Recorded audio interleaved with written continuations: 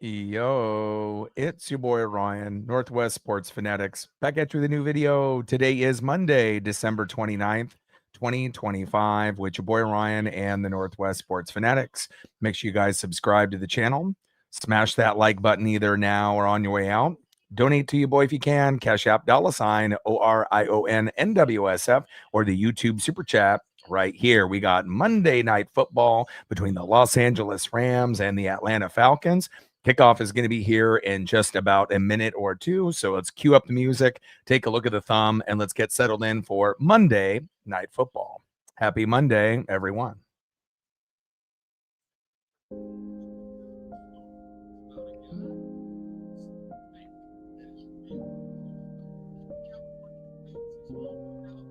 And on the thumb, on the left, having an MVP type of season, the front runner, Matthew Stafford, and on the right, one of the best running backs in the game, Bijan Robinson. Can't wait to be able to see what we get into this matchup here on Monday night. Rams are favored by 7.5 before kickoff, but we'll see if the Falcons can make it a little bit closer than anticipated.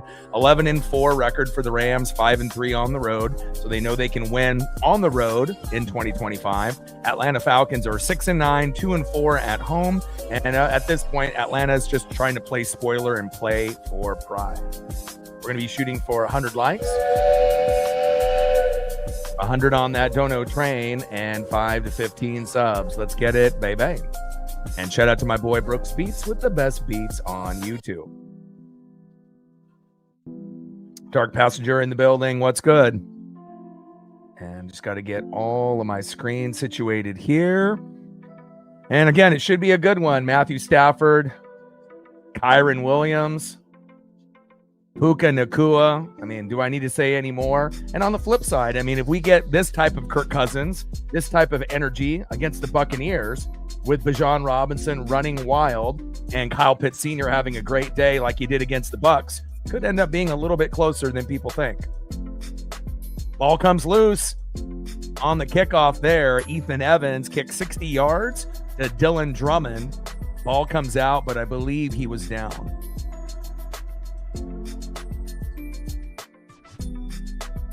Marine Bean in the building. What's good?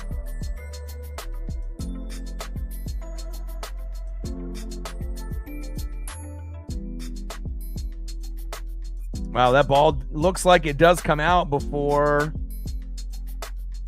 they had forward progress blown on the whistle, but that definitely looked like it came out. But what can you do? First down and 10 at the Atlanta 27. Atlanta catches a break early in the matchup. They decide to hand off to Bijan Robinson off that right side. And only a 1-yard gain. Cam Curl, the safety, coming up and making the tackle there for the Rams. Second down and 9 at the Atlanta 28.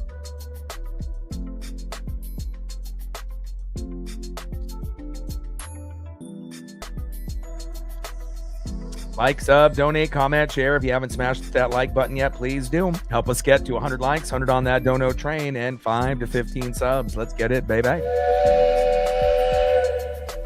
Shout out to my boy Brooks Beats, the best beats on YouTube. Second down and 9 at the Atlanta 28. 3 wide receiver set, man in motion. Decides to go to Bijan, but they're going to test the left side. And Turner and Landman say sit down. 2-yard run there by Bijan Robinson. Third down and 7 at the Atlanta 30.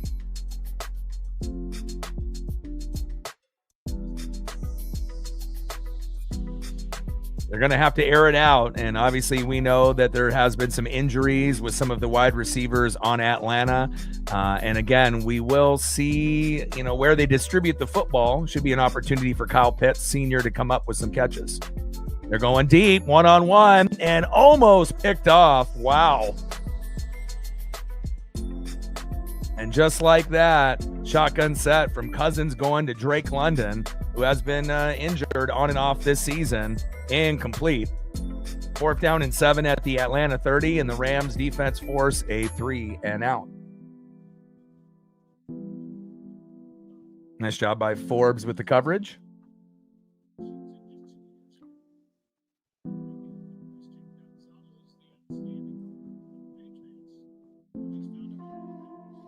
All right, Atlanta momentarily about to punt here.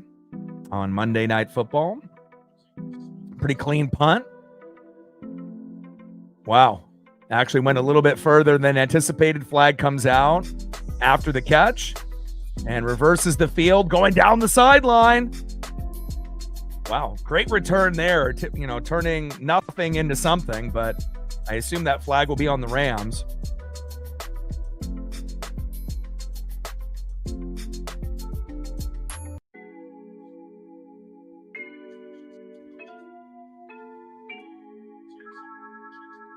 Let's see what the refs decide to call on this particular play.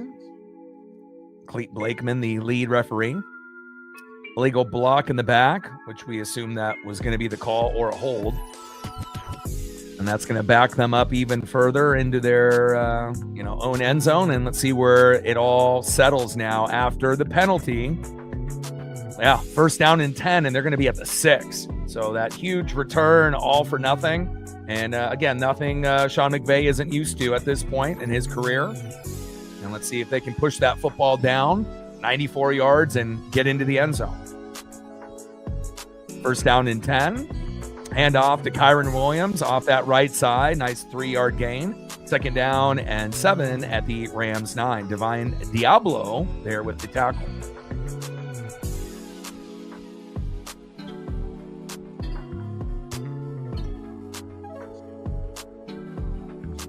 Stafford has been absolutely fantastic. Got to be the front runner for MVP. 40 passing touchdowns, only 5 picks.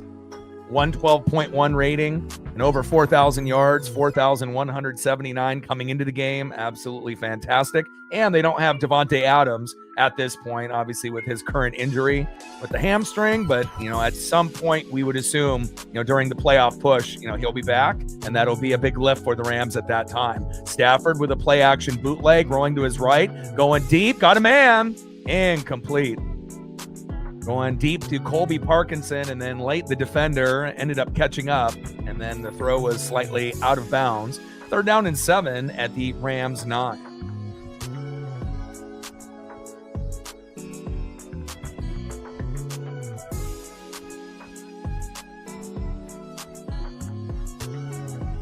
Oldest offensive player to start every game this season. It's crazy because Stafford ended up having a pretty serious back injury coming into the season. So it was kind of thought that he would miss time, maybe at least a month, throughout the season. But he's been able to, kind of play through the pain, and it's been very impressive. Shotgun set, Stafford going to Mumfield there. 7-yard pass. Are they going to give him the first down? I mean, it looks like it's right there on the line. Should be first down, Rams. AJ Terrell there with the coverage and the tackle, and a nice job by Kanata Mumfield, one of the other role player wide receivers coming up big on that particular catch.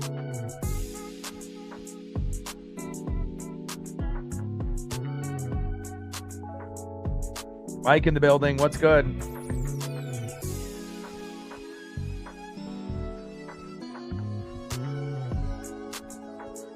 And looks like Atlanta is challenging the spot here on the field to see if it is a first down or 4th and inches or 4th and 1. And we'll see if Raheem Morris and the Atlanta Falcons will win this challenge or not. It's pretty close. But again, we will see once they review it what they decide to say here. All right, so after the measurement, short, and it looks like it's going to be 4th and inches, 4th and 1. They're going to round up. So 4th and 1 at the Rams 15. And I guess you would assume that they would punt. I mean, there's no real reason, for the Rams to go for it on their own 15. Because if they don't, then Cousins can punch it in on one play or hand it off to Bijan and get in one play. So, I mean, you got to play the long game. And again, obviously the penalty on that special teams brought them back all the way to the 6. And could have been a starting field position around the 30 or the 40. So anytime you get illegal hands in the back or a hold on special teams off a kickoff return, it can definitely stall a drive, just like we saw there. Rams with the punt. Ethan Evans. And that looks like about 49, 50-yard punt. And Devin Tompkins there with the fair catch. First down and 10 at the Atlanta 35 as we come back from the commercial break.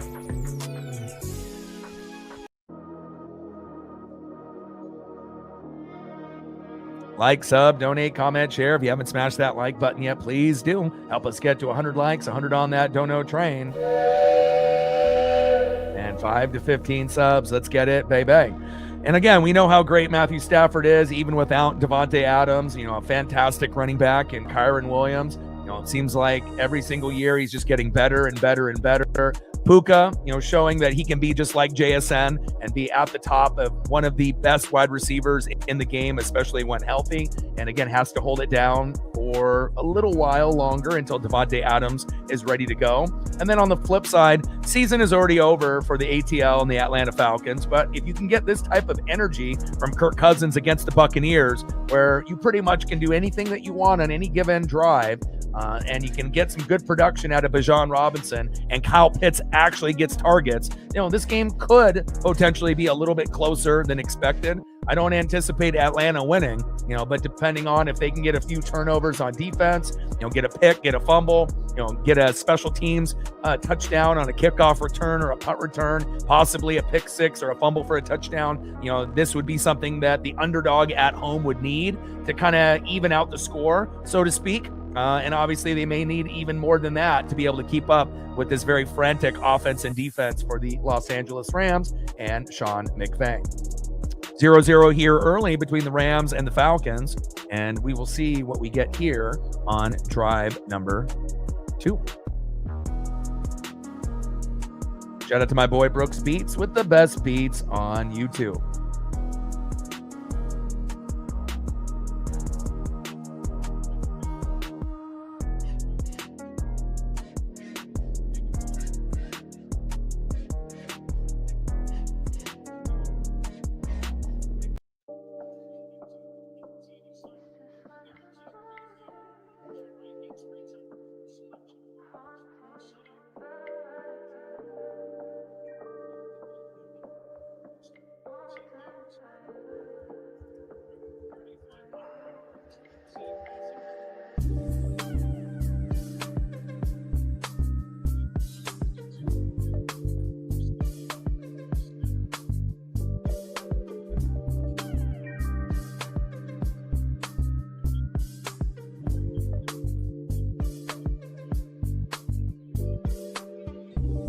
Hand off to Bijan Robinson there on first down and 10. Gets about 5 yards.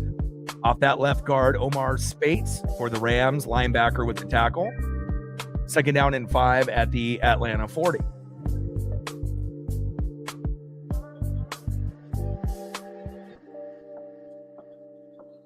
And looks like a false start on Chris Lindstrom, the guard. Passing defense and pressure rate have been pretty good, for the Atlanta Falcons. Obviously, total yards allowed as well. But really, the one, piece where they struggle slightly is going to be on the run defense. So, depending on how well Kyron Williams runs the ball could determine who ends up winning this game.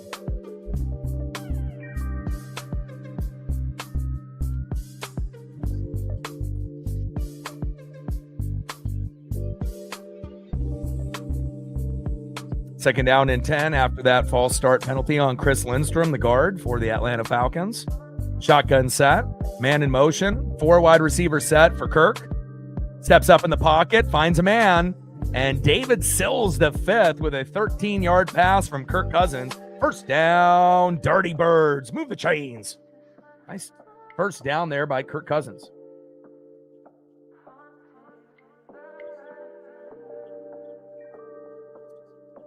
Less than 11 minutes to go here in the first quarter. 0-0 here early in a game that the Rams are heavily favored. But again, late in the year, depending on if teams are, playing their starters or resting, depending on if you're in playoff position or not. Hopefully we see Atlanta, play with a little pride and a little fire in their bellies.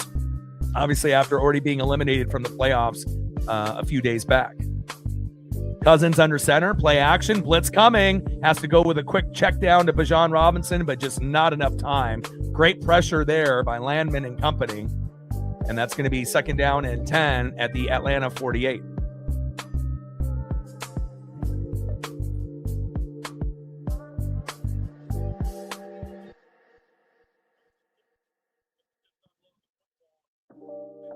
Good pressure there from Landman. Getting Kirk Cousins on his back, and that's how you end up making it a little bit more difficult for the Atlanta Falcons or any team that the Rams face. You got to get to the quarterback, make him feel uncomfortable.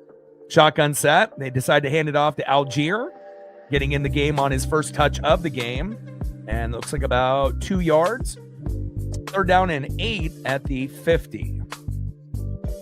And I'm just waiting patiently for Kyle Pitts Sr. to be able to get an opportunity to have an impact on this game, just like he did against the Buccaneers a few weeks back.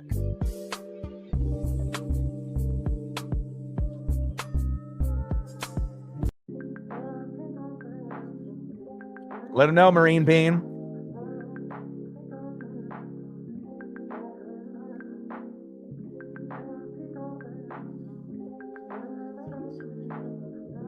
Third down and 8. 3 wide receiver set. Man in motion. Pressure off the edge with Landman. Cousins steps up. He's got a man. Nice catch. Good route ran there as well by Darnell Mooney. First down, Falcons. The ATL with another first down. Dirty Birds, I see you. 13-yard pass from Cousins to Darnell Mooney. And a nice pressure there late on the quarterback, and a nice tackle by Verse, being able to get a little bit of pressure. And we'll obviously see Turner and Verse kind of impose their will on the offensive line for Atlanta. But so far, so good here for the ATL. Play action, little bootleg, steps up, goes deep, got a man, and out of bounds, incomplete. Intended receiver was Darnell Mooney. Poona Ford with the coverage.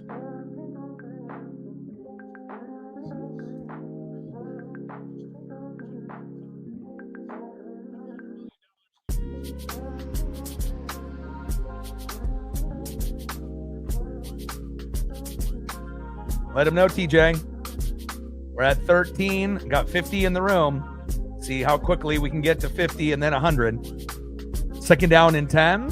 Shotgun set. Bijan Robinson going off that left end and breaking one tackle, running over another. And that's about an 8-yard gain. Forbes and Curl for the Rams with the tackle. 3rd and manageable. 3rd and 2 for the Atlanta Falcons on the Rams 29.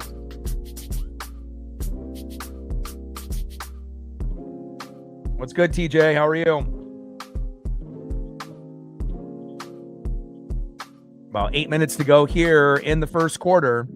Shotgun set, no huddle. Cousins, he's going deep. He's got Sills open. And caught. Beautiful catch. And Sills has actually been very underrated for this Atlanta Falcon offense throughout the year. You know, a guy that no one really pays attention to, but definitely has been able to come up with some pretty big first downs and big plays throughout the year. 20-yard pass from Cousins to Sills, and that's going to put them at 1st and goal at the Rams 9. And again, Atlanta is going to have to score early and often and get a little help on the defense with a pick six, a fumble for a touchdown, or maybe a special teams touchdown, something extra, you know, to be able to give them that extra lift against this powerhouse Los Angeles Ram team. Hand off on 1st and goal. And look at Bijan just bounce off players left and right. Special player in Bijan Robinson. I mean, he was doing that for the Texas Longhorns in college and continues to dominate the league here for the Atlanta Falcons. 7-yard run there by Bijan Robinson. 2nd and goal at the Rams 2. And there's not very many, running backs in the league that people, may want over a player like this. Obviously, we know Saquon was the best running back last year, not so much this year. And obviously, we know in the running back position, Christian McCaffrey may be the best all-around back, but Bijan is very special. And they go with a little toss to that right side, loss of 2. Kinchins and Landman with great coverage there for the Rams. And they're going to try to hold the ATL, the Atlanta Falcons, the Dirty Birds, to a field goal if possible. 3rd and goal at the Rams 4.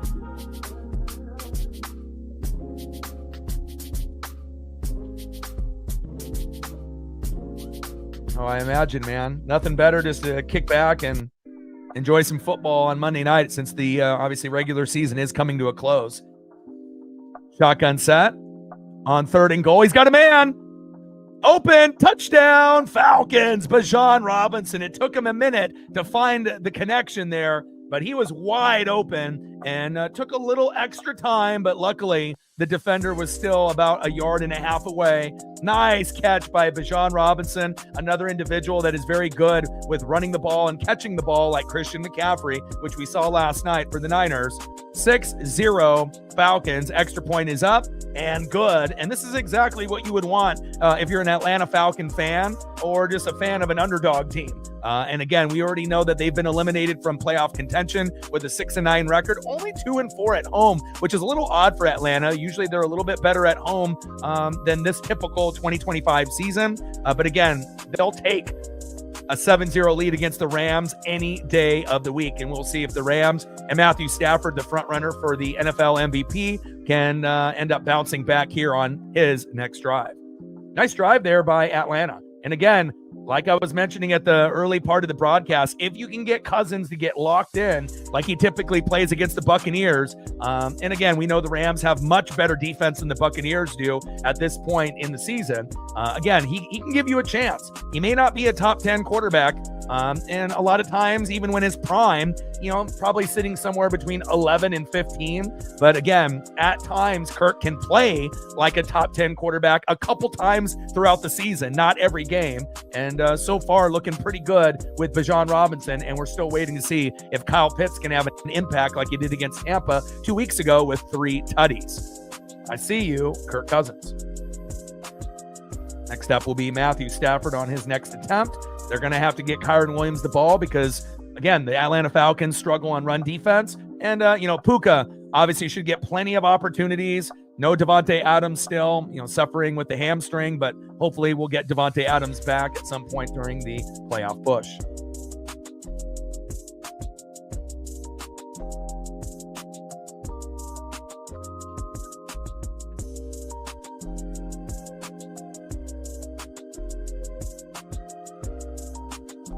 Amber in the building. What's good?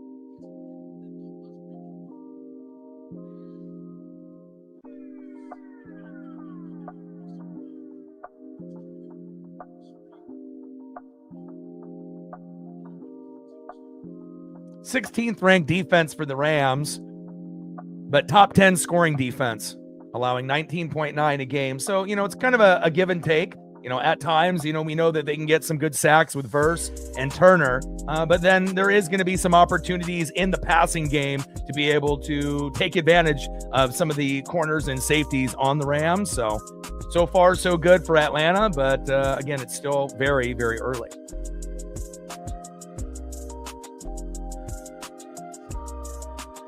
Yeah, nothing is fixed, my guy. Again, we have to be, frustrated with how things are going, with Tampa. But again, not every year is going to be our year. And again, at least we're one of only 2 teams to go to 2 Super Bowls and win both. I mean, imagine if we went to 2 Super Bowls and won none, where we would be mentally. So, again, we've definitely had an amazing time going through the progression of the Gruden and Dungy era to the Bruce Arians era. And hopefully they'll fire everyone after this year. And maybe we can get Clint Kubiak and get like a Robert Saleh type at defensive coordinator. And we'll be right back where we need to be to, be a good playoff team in the future. But we'll see. We still got 1 game to go against the Panthers to see the battle of the bads on who gets in. Same thing with the Steelers and the Ravens. Shotgun set. Stafford decides to go under center and go short left to Puka Nacua, incomplete. And a nice tip there by Ellis, getting a hand on that football. 2nd down and 10 at the Los Angeles Rams 35.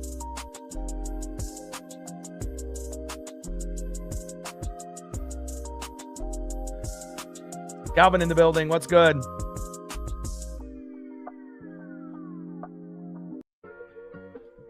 Like, sub, donate, comment, share. If you haven't smashed that like button yet, please do. Help us get to 100 likes, 100 on that dono train. and 5 to 15 subs. Let's get it, baby. Shout out to my boy Brooks Beats with the best beats on YouTube. Stafford going deep towards that sideline. Colby Parkinson, the intended receiver, incomplete. 3rd down and 10 at the Rams 35. 7-0 early here with the Dirty Birds up. And we will see eventually, once they realize that, the weakness for the Ram defense, or the Falcon defense, will be the run defensive side. They need to get Kyron Williams the ball early and often. The more that they pass the football, that plays into the hands of Atlanta, being the home team here, even with a 6-9 record. 3rd down and 10. Stafford scrambling, looking, finding a target. Wow. 1st down, Rams. And for a guy that's got a back issue, you wouldn't know it. And nice job there with Smith coming up with that big catch. Xavier Smith, 18-yard catch there from Matthew Stafford. 1st down and 10 at the Atlanta 47.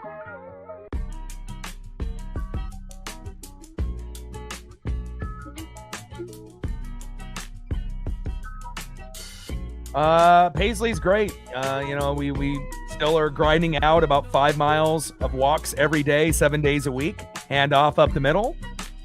And Blake Corum decides to get a touch there for 5 yards up the middle. Caden Ellis, who came up with that tip on the previous play with the tackle. 2nd down and 5 at the Atlanta 42.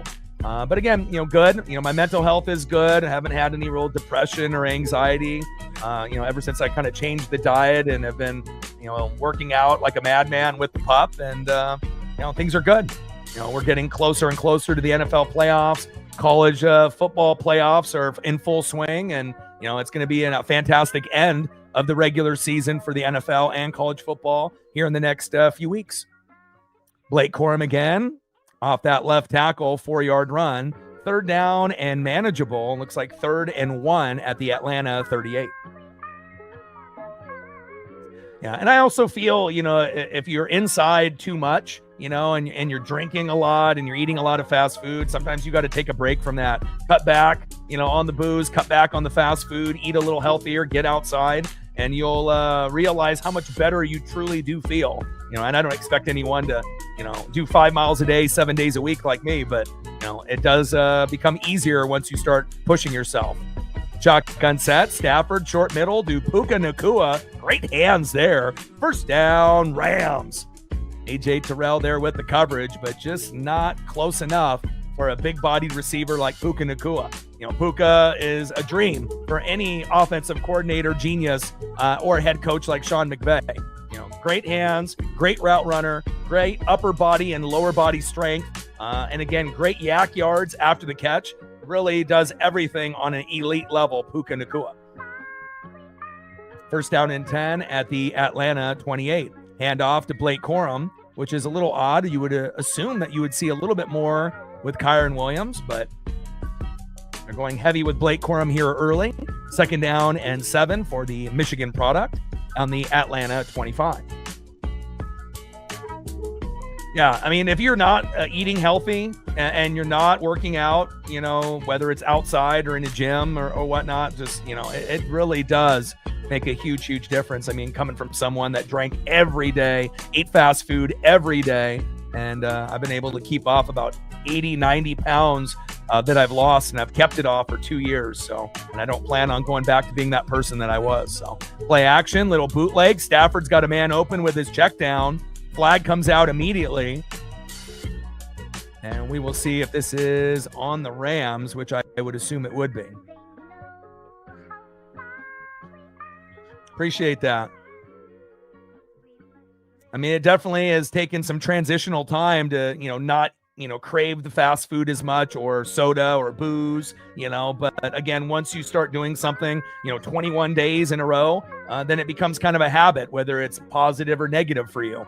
Illegal use of hands there for Atlanta, and that's going to be automatic 1st down. 1st down and 10 at the Atlanta 20, and that's going to be on Ronnie Harrison Jr., the Falcon linebacker, and they get bailed out there. 1st down and 10 at the Atlanta 20, and it just feels like we're moments away from the Rams punching it into the end zone. Niners, Texans. I don't think that's too crazy. Texans got the best D-line in football, as we know. They could definitely, if CJ Stroud can, not, get hurt and stay hot, it definitely could be a possibility.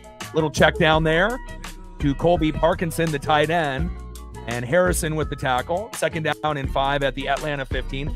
Honestly, there's 10 teams, 5 on the NFC, 5 on the AFC, and then you got 4 teams total at the very bottom, team 6 and team 7 that have no chance, so at least in my opinion, but it definitely feels like it's a little bit more wide open. But just because you're the number 1 or number 2 team all year doesn't mean that you're going to even get to the NFC or AFC championship game. Look at the Detroit Lions from last year. We all penciled them in with the Eagles in the NFC championship game, and they lost to the Commanders. So you never know. It could always be that 3rd, 4th, 5th, 6th best team in that particular conference that gets hot and healthy at the right time. Stafford goes short left to Kanata Mumfield, incomplete. But you got the Seahawks, you got the Rams, you got the Eagles. They get all the love and pub. But I wouldn't be, taken for granted the Niners and the Bears, which we saw in a great showcase last night. And then obviously you got the Broncos, Patriots, and Bills. And I wouldn't be blinking an eye with the Texans and the Jags. And then I feel as far as teams that really don't have a chance, to get it done would be the Chargers and then the Steelers or Ravens. And then obviously on the NFC side, I would say Packers and then Buccaneers and Panthers have no chance. They may end up winning a game at very most, especially if you end up hosting a playoff game, whether that's Carolina, Tampa, or Pittsburgh, or, Baltimore. But it kind of feels like it's, 10 teams, and then maybe 6 out of the 10 are actual Super Bowl contenders. And then we'll see how those other 4 teams do. But there could be some upsets this year, no doubt about that. Shotgun set, Stafford goes short right to Kanata Mumfield, 4-yard pass. And 4th down and 1 turns into 1st down and 10. Oh, he wishes. Big stop. Wow. And again, you assume, he's going to get a chance to be able to, kind of impose his will. Maybe should have went with Blake Corum there instead of going to Kyron. That late loss of 2 on a play that they thought for sure easy 1st down on 4th down and 1. And again, instead of just being patient and taking the points, they got a little bit greedy, and it definitely hurt them. Karma is real, and again, you always want to take what the defense gives you. And if you're going to get greedy, at times it'll work and you'll be able to get that 1st down, but other times the defense will come alive like Atlanta did right there. Loss of 2, turnover on downs, and Rams get nothing on that drive, which is crazy. And we will see if Atlanta, after the commercial break, can add on to their 7-0 lead.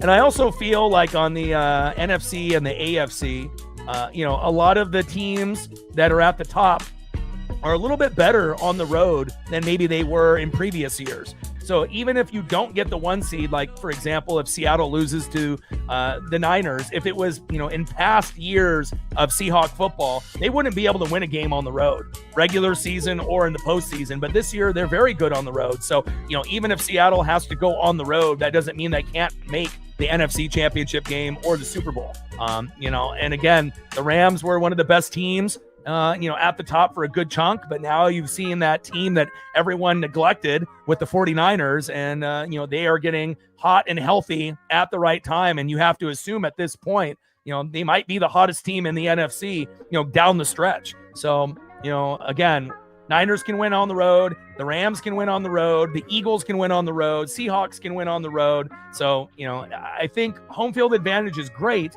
And that's definitely going to help, certain teams that definitely struggle a little bit more on the road, but it definitely feels like it is an advantage, like it always is, but I do feel like this year it seems a little bit more wide open. It doesn't feel like there's only one team in the NFC or one team in the AFC that's going to go all the way. We don't really have a Tom Brady Patriot team. We don't really have a Patrick Mahomes Chief team this year.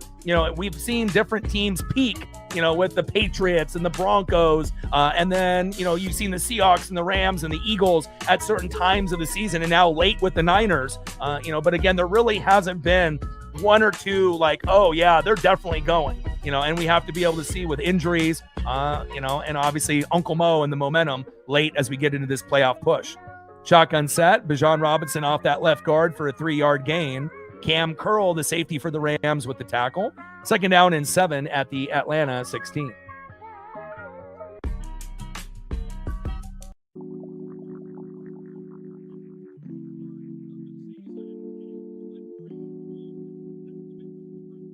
Yeah, home and away, turf or grass, weather conditions, absolutely. But I feel it's a little bit more open, and maybe even on the college football side as well. We assume that Indiana and Ohio State are obviously the best, but that doesn't mean that Georgia and Oregon don't have a chance. It's definitely going to be an underdog situation for Georgia and Oregon, but you never know. Both of those teams could end up matching up each other in the Natty. It's possible, or they could get knocked off by Ohio State and Indiana. But just to be able to be in the running is pretty cool for those 4 teams. Shotgun set. Cousins with a nice 9-yard pass. And that's going to be 1st down and 10 at the Atlanta 25. And that is going to be the end of the first quarter. 7-0 Falcons. Yeah, it's my boy Brooks. And again, he's an up-and-coming producer, here in the Pacific Northwest. And anything that we can do to support each other, I'm definitely willing to do.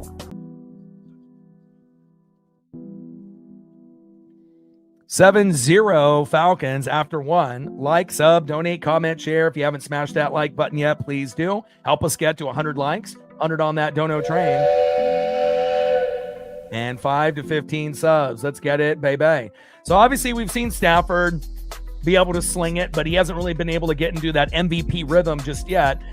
You assume that Kyren Williams was going to get more looks, but Blake Corum has gotten more touches early, and then Kyren wasn't able to get a yard. They lost 2, and they turned the football over. They need to continue to get Puka the ball, since obviously Devontae Adams is still out with the hamstring. And the Falcons just need to keep doing what they're doing.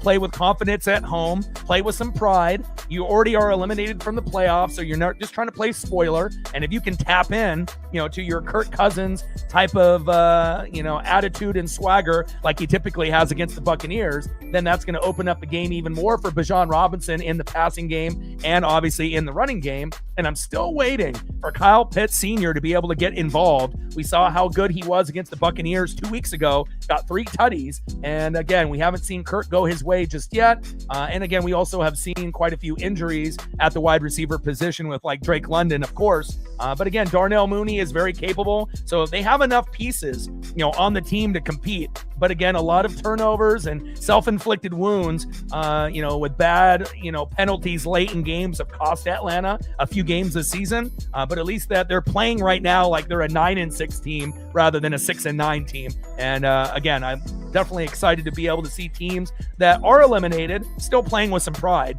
And nice 7-0 lead, and it should be 7-3. But again, sometimes when you get guys like Sean McVay and Ben Johnson and Kyle Shanahan, they are geniuses and they're very intelligent with play calls and schemes, but every once in a while, that confidence and that ego sometimes gets the best of them, even though they are very, very good. And again, 4th and 1, you should have just taken the points. You have to still respect your opponent. Sean McVay did not. They decided to go for it on 4th and 1, and they got nothing. They lost 2. And again, we will see if that ends up making a difference in the game, because, if Atlanta ends up winning by 3 or more, you're going to go back to that missed opportunity on, 4th down and 1, where they could have had an easy 3, and they decided to go for it and get 0.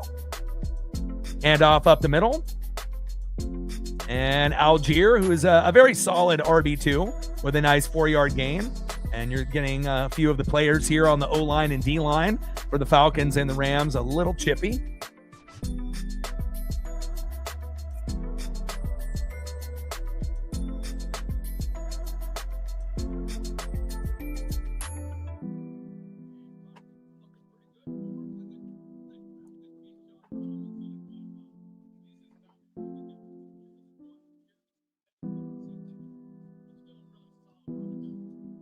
Second down and 6.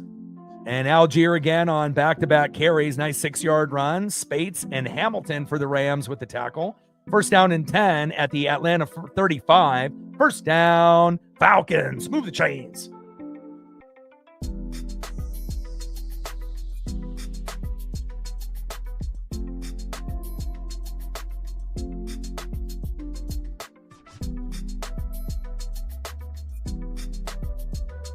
And 14 minutes to go here in the second quarter, 7-0 Atlanta. First down and 10, and another handoff to Algier. That's 3 in a row. And he goes off the left tackle, but runs into Johnson and Murchison. That's going to be 2nd down and 7 at the Atlanta 38.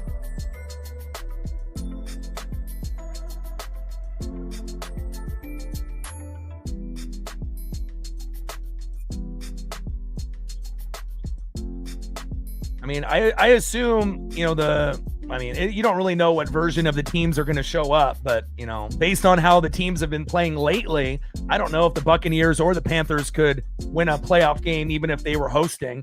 And you might actually get a better chance of the Steelers or Ravens winning a playoff game. Probably Ravens, would have the best shot if they were able to beat Pittsburgh this weekend. And again, we got 2 games on Saturday with the Bucs and Panthers. Whoever wins gets in. And then we got the Seahawks and the Niners. So there is a possibility that I will do both of those games on Saturday, because obviously I'm going to be watching both as long as I have enough time and energy to be able to make the thumbnails and get it all situated. And then obviously Sunday Night Football, the very last game of the regular season, will be Pittsburgh and Baltimore. So definitely excited about Saturday and Sunday. And we will be doing probably 3 games on the weekend. Shotgun set. Cousins goes to Drake London towards that sideline. Nice catch. 4-yard pass. Forbes there with the coverage and the tackle for Los Angeles. First down and 10 at the Atlanta 47.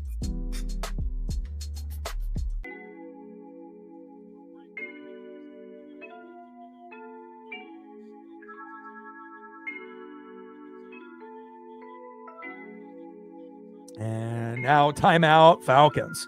First timeout from Atlanta here in the first half.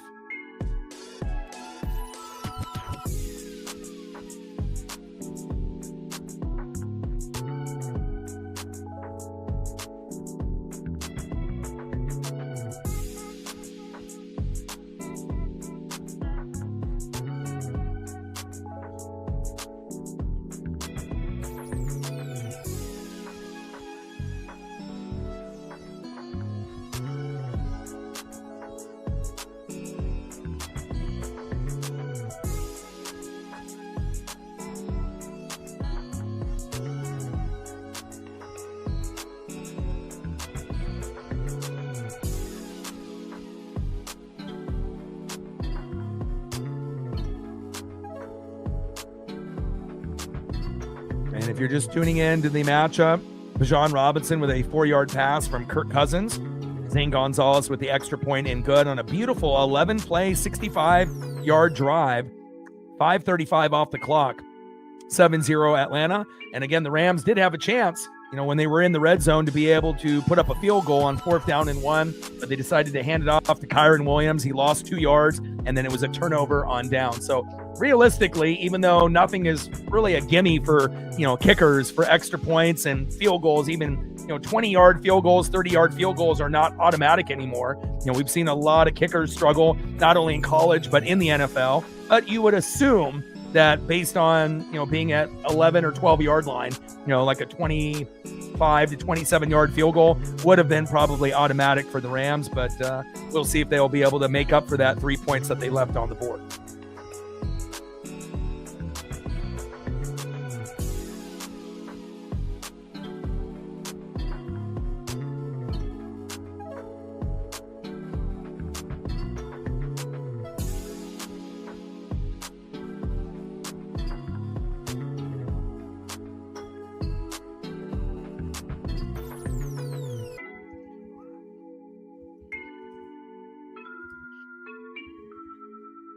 All right, we're at 26 likes, 24 more to 50, and we got enough people in the room to get there.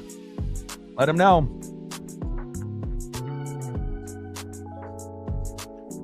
New Year's Eve, Miami and Ohio State. I'll be doing that. And then obviously in the morning on New Year's Day at 9 a.m., Oregon and Texas Tech. I'll be doing that game as well. So we won't be doing Bama, Indiana, Ole Miss, or Georgia, but I will be watching both of those games after obviously Texas Tech and Oregon. So we'll be doing quite a few of the college football playoff games. We're only going to miss a couple, but obviously just kind of depends on the schedule and what we have going on. Handoff. Bijan Robinson off that left guard for a 3-yard gain. Spates and Young with the tackle. Very physical tackle there as well. 2nd down and 7 at the 50. And obviously the longer, that Atlanta can, dig out long drives to bleed the clock, that keeps the offense off the field and then puts more pressure on the Rams to get the, fumble for a touchdown or pick six. But again, Atlanta is playing confident. They're playing with swagger. And again, if they can get a well-balanced offense with Algier and Bijan on the ground and through the air, and they're able to sprinkle it around with Mooney and Pitts and London, they may end up being able to shut out the Rams in the first half, depending on how long of a drive they can have here and possibly the next one. Nice cutback by Bijan. He is so slippery out there. 3-yard run. Davis and Kinchins there with the tackle for the Rams. 3rd down and 4 at the Rams 47.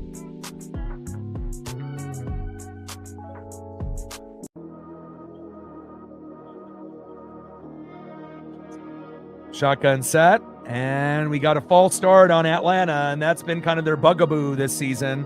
Elijah Wilkinson, the offensive tackle, jumping early. Man, and you go from 3rd down and 4, 3rd down and 3, now to 3rd down and 9. So making it extra difficult there. And hopefully we'll see Kyle Pitts Sr. get an opportunity to move the chains for Atlanta. Hasn't been targeted yet, but we know how good he can be once you get him going early in the game.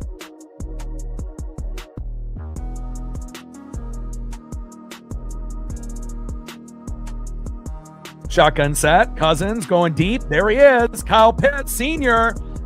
Incomplete. And again, I would love to be able to see Kyle Pitts get some intermediate routes first, before going to do the deep route. And again, his confidence, gets built as you go to him, in short and in intermediate routes. And then you can eventually go to him on the deep route like they did against the Buccaneers. And again, didn't really have a chance there, but hopefully they'll target him a little bit more. That's going to be 4th down and 9 at the Atlanta 48. And obviously, even though the Rams missed out on points, it didn't really turn into anything for Atlanta on that drive. Bradley Pinion, the punt for the Falcons, 40 yards. And that's going to be fair caught by Xavier Smith. It's going to be 1st down and 10 at the Rams 12.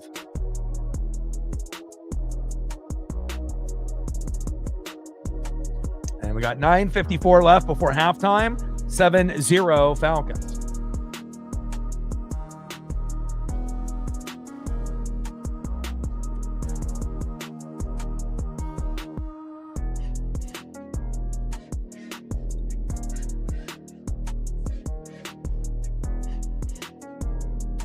We'll see what we can get here out of Matthew Stafford on this drive. And obviously, they haven't really been able to effectively run the ball that well with Kyron Williams or Blake Corum.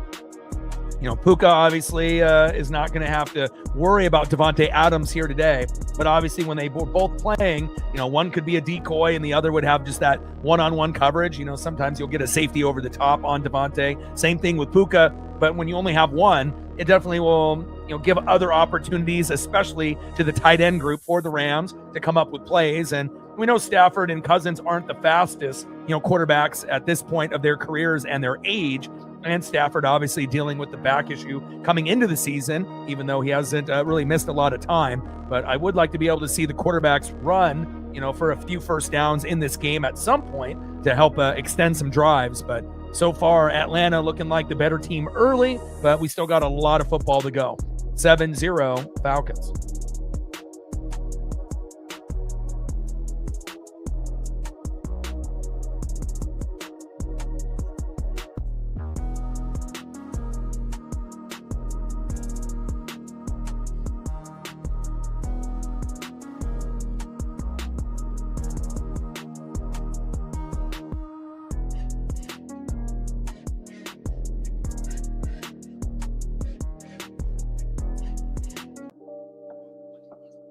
Shout out to my boy Brooks Beats with the best beats on YouTube. Like, sub, donate, comment, share. If you haven't smashed that like button yet, please do. Help us get to 100 likes, 100 on that dono train.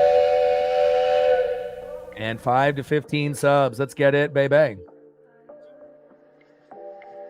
Shout out to my boy Brooks Beats, the best beats on YouTube. All right, 7-0 Atlanta. It's definitely much lower scoring than we probably were anticipating at this point in the game. And most people would have probably assumed that the Rams would be up 7-0, 10-0, 13-0, 14-0 at this point. But I kind of had a feeling that this was going to be a trap game for the Rams, especially them being on the road. If this was at home, maybe the score is flipped. But again, not to say that the Rams can't play good football on the road. Every NFC West team, Seahawks, Rams, and Niners, are good on the road this year. And the Rams are 5-3. Sometimes they just start a little slow, and they'll have to make the adjustments at halftime. And not having Devontae Adams definitely hurts the flow of that offense. Handoff to Kyren Williams as he bounces it to the outside. And a nice shoestring tackle there by A.J. Terrell. And that's going to be 2nd down and 6 at the Rams 16. 22-50. Let's get there, baby.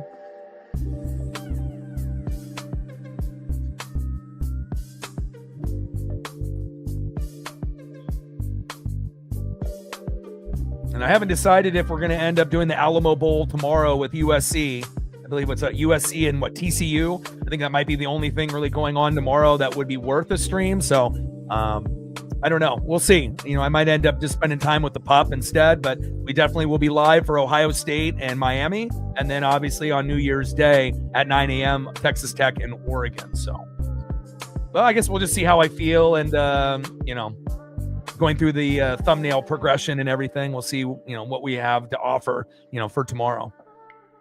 3-yard run there by Kyren Williams off that right side. Laquel London, the defensive end for the Falcons, with the tackle. 3rd down and 3 at the Rams 19.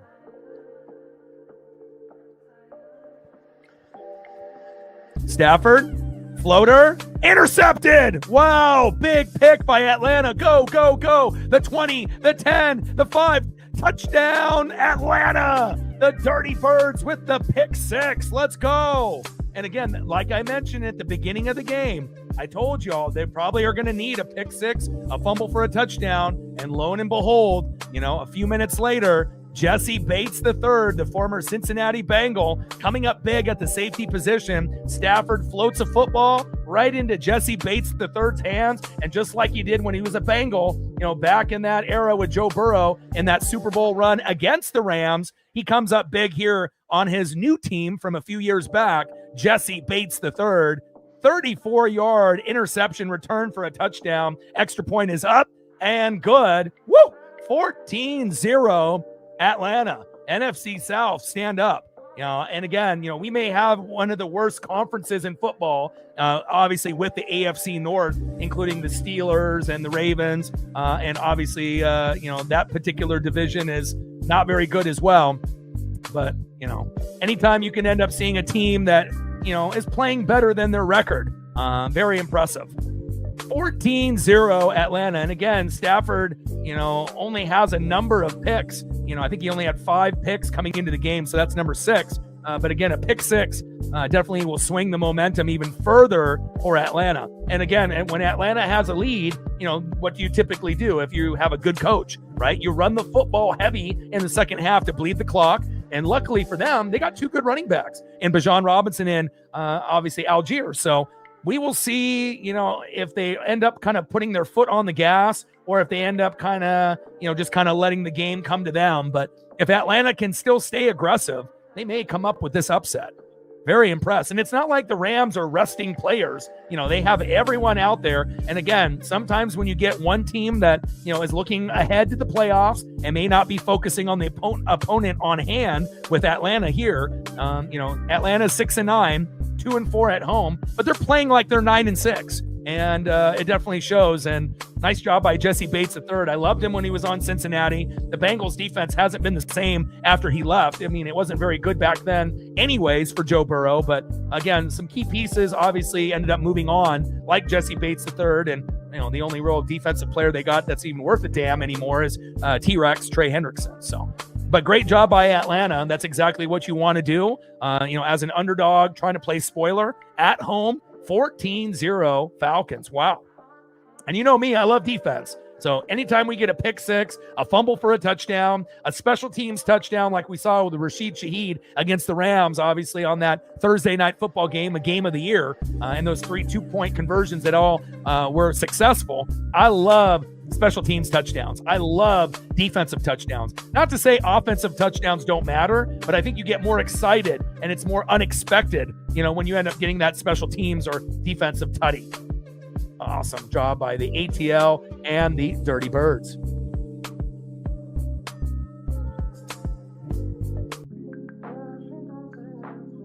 (14-0) Atlanta. Unbelievable.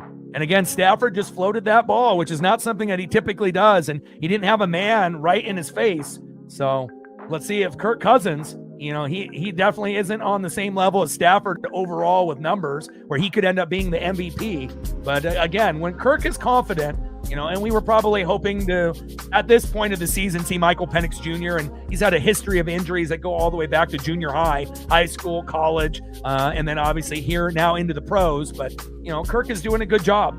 And again, for all those people that were wondering why the hell did they, draft Michael Penix Jr. after paying Kirk all that money? Well, they both get injured. So it kind of makes sense. Obviously Penix is the future, but we don't really know if he can stay healthy for his whole career.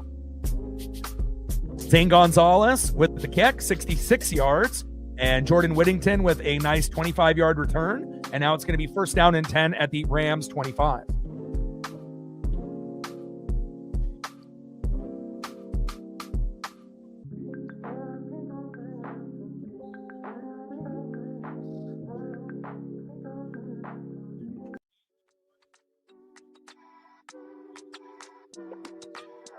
All right, Stafford. And the one weakness that the Falcons have, is going to be the run defense. And obviously now being up 14-0, if they start fading the run, that plays right into Atlanta's hands, for another pick six opportunity. So again, you have to keep a balanced offense. And, we know they got Blake Corum and they got Kyron Williams, but, now you're down 14. Are you going to keep it 50-50, on the, running and the passing, or is it going to turn into more 70-30, 80-20 with the pass? And that definitely will favor Atlanta. Stafford short middle to Colby Parkinson with a 6-yard pass. 2nd down and 4 at the Rams 31. And I assume the tight ends are going to be used very heavily here the rest of the way. Handoff. And Blake Corum bouncing off one tackle, but not the next. And Bryant and London with the tackle there for the Rams. And that's going to be 3rd down and 2 at the Rams 33. And I'm glad that the Falcons stepped up. I kind of felt that there was a chance that this could happen. Everyone just thinking that Atlanta's going to get blown out. They've already been eliminated from the playoffs. This game is nowhere going to be as exciting as the Bears and the Niners. But again, they came to play today. And obviously, when you have a very good team on the road, sometimes that ends up being the difference. Floater, he's open. And Terrence Ferguson with a beautiful over-the-shoulder catch. 27-yard pass from Stafford to Ferguson. 1st down, Rams. And again, they got to be able to get on the board, but, being down 14 isn't going to, And again, they also had that 3 points that they left off the board when they went for it on 4th and 1 at the 12. So it could be 14-3 right now. And if it ends up being close and the Falcons end up winning by 3, again, and you get a big comeback by the Rams in the 2nd quarter and the 2nd half, and if the Falcons still squeak it out, we're going to go back into that, play and remember that they gave up on those points where that could have ended up forcing overtime or maybe even winning the game. 1st down and 10, hands off to Blake Corum off that left side, bounces off one tackle, and Xavier Watts, the safety, says, sit down. 2-yard run there by Blake Corum. Michigan, 2nd down and 8 at the Atlanta 38.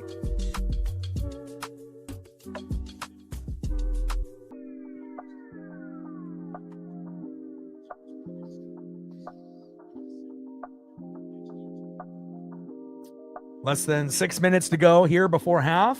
Atlanta playing like they're a playoff team. And the Rams obviously not playing their smoothest ball up to this point. Stafford going deep, one-on-one. Wow, what a catch by Puka Nacua. And that's going to be a penalty on who? Is that going to be PI or is that going to be illegal formation? Oh, man, I think that's coming back. Holy hell.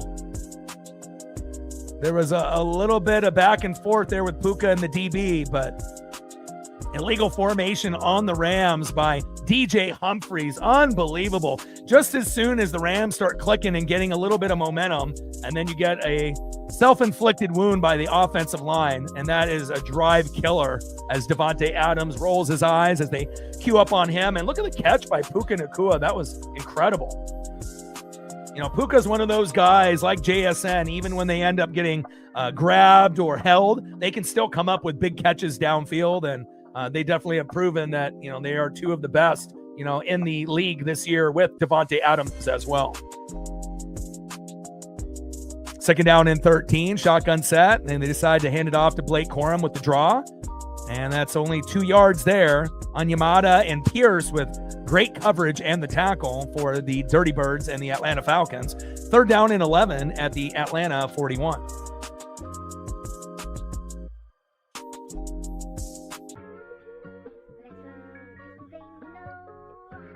Now Corum is walking off with a limp.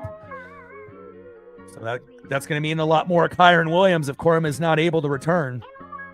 Shotgun set, Stafford going short left to Puka Nacua, and incomplete. And that's going to be fourth down and 11 at the Atlanta 41.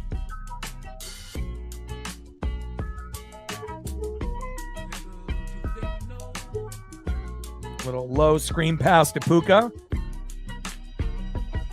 I mean, when it rains, it pours, you know, even for really good teams that could win the Super Bowl or get to the NFC Championship game, you know, and that's what makes the NFL so exciting. You know, some games you're going to see, you know, the Rams dominate, right? And then there's going to be other games, you know, where they're going to struggle and look, you know, maybe not the greatest. And, you know, is there a little bit of a hangover effect after that Seattle loss?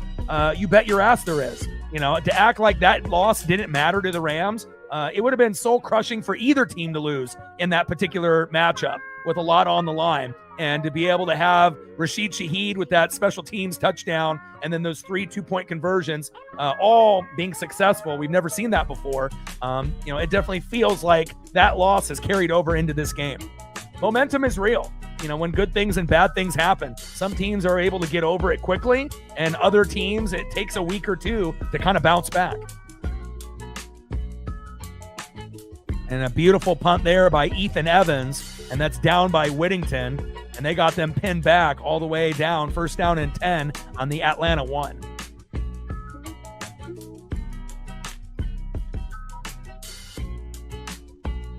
Ooh, that's a good question. That is a good question.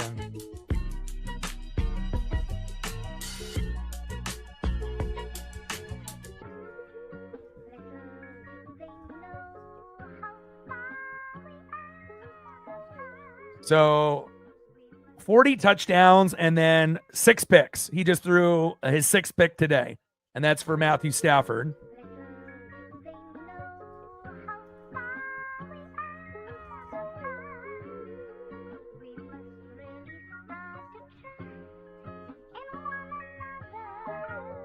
And then you got, 20 touchdowns passing, 2 rushing, and only 5 picks. And obviously the completion percentage, 72% of his passes.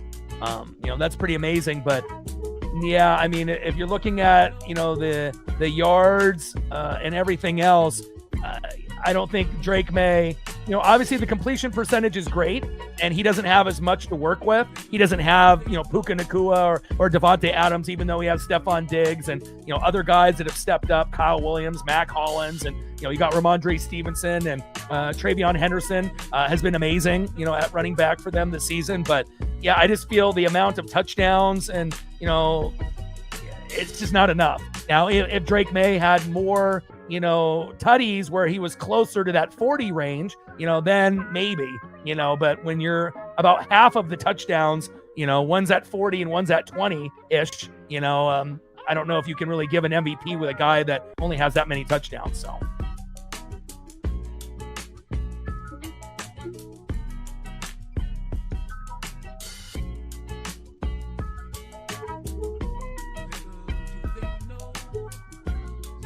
So even with Stafford losing the game, I mean, the stat line is ridiculous. Anytime you can have over 40 touchdowns and less than 10 picks, that's what's going to get you a good chance to be MVP, and also 4,000 to 5,000 yards.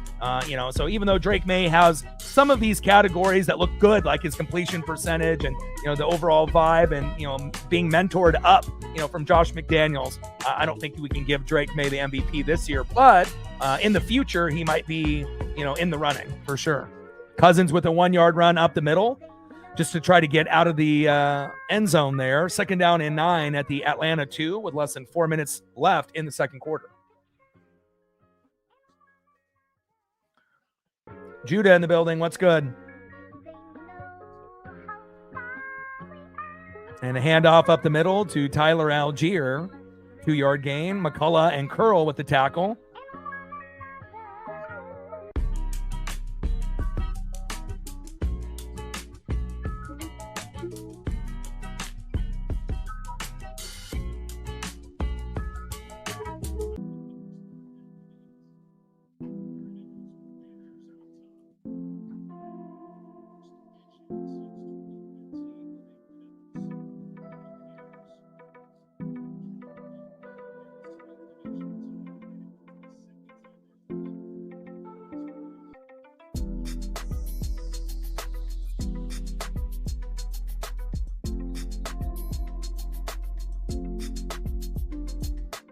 I mean, just based on how the teams are playing, it feels like, the NFC representative realistically is going to come out of the NFC West, Rams, Seahawks, Niners, or the Eagles. I think the Bears are good, but again, they would need a lot of help, to be able to make the Super Bowl and represent, the NFC overall. I feel like they're pretty good with Ben Johnson, but, are they going to be on the Niner, Seahawk, Ram, Eagle level? Even though they did beat the Eagles on Black Friday and almost ended up beating the Niners. So it's like they're drastically improved, but, I'm not sure if they're, Super Bowl, worthy, but they're definitely a contender. And now we're down to 4th down and 7 at the Atlanta 4, and that's going to be a punt. And then obviously Patriots, are probably the most well-rounded team in the AFC. And then you got the Texans, with the best D-line, linebackers and safeties and corners, and the secondary for Denver with a great defense as well. So Patriots, Broncos, Bills, even though the Bills have been getting slowly exposed and Allen has been a little banged up, but you never can really count out Buffalo in the playoffs. And then obviously the Jags and the Texans. So, and I don't really feel the Jags are good enough to, get there, but I would say the Texans, the Broncos, the Patriots, and the Bills, have to be the main 4, just like the Seahawks, Rams, Eagles, and the Niners are the top 4 in the 8. And then, we'll wait and see, when we get from that last team, the Bears and the Jags. Those teams are definitely playoff teams, but again, they're going to need a little bit of help to be able to make the Super Bowl, for their organizations there. So, I don't think anyone really anticipates that. And then obviously the last teams, Chargers, obviously on the AFC, Steelers and Ravens, no chance. And then on the NFC side, Packers, Buccaneers, Panthers, no chance. Like you can still get in, but you're not going on a deep run. You could still win a game, one, but you're probably not winning 2 playoff games out of those teams at the bottom. So, but you never know, that's why we love the NFL. Things can get hot and healthy for certain teams, and, we'll see if they can feed off that momentum. 14-0 Atlanta, 4th down and 7 coming up here at the 2-minute warning once we get back from commercial break.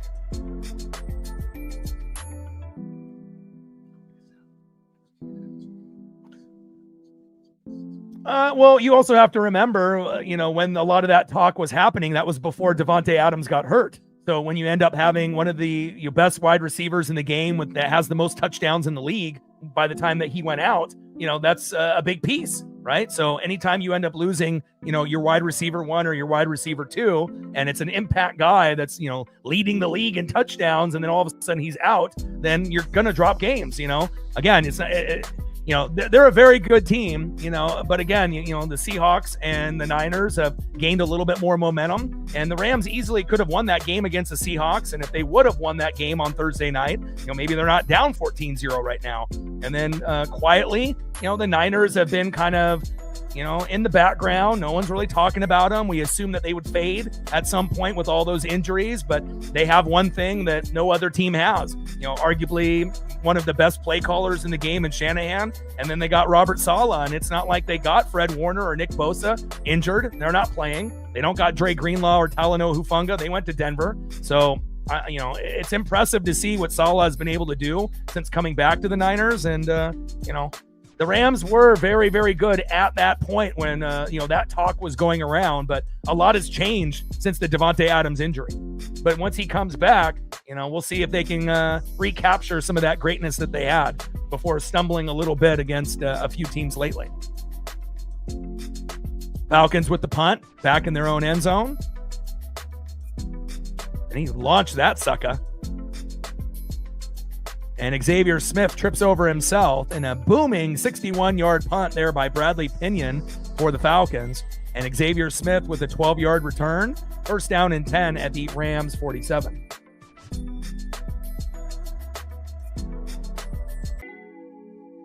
Well, 40 touchdowns and 6 picks compared to a guy that, has 20 touchdowns and 5 picks. So can you really give a guy MVP that has 20 less touchdowns? And the answer is no. Again, one guy's got 40 and the other guy's got 20.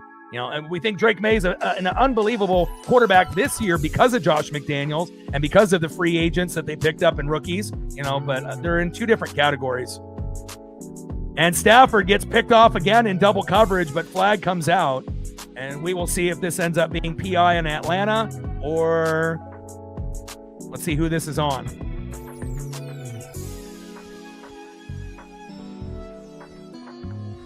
And Xavier Watts. And that might be offensive pass interference, I believe. Wow, offensive pass interference there. Xavier Smith, and Atlanta is going crazy. And again, this is a hangover effect after the Seahawks loss on Thursday night. There's no doubt about that.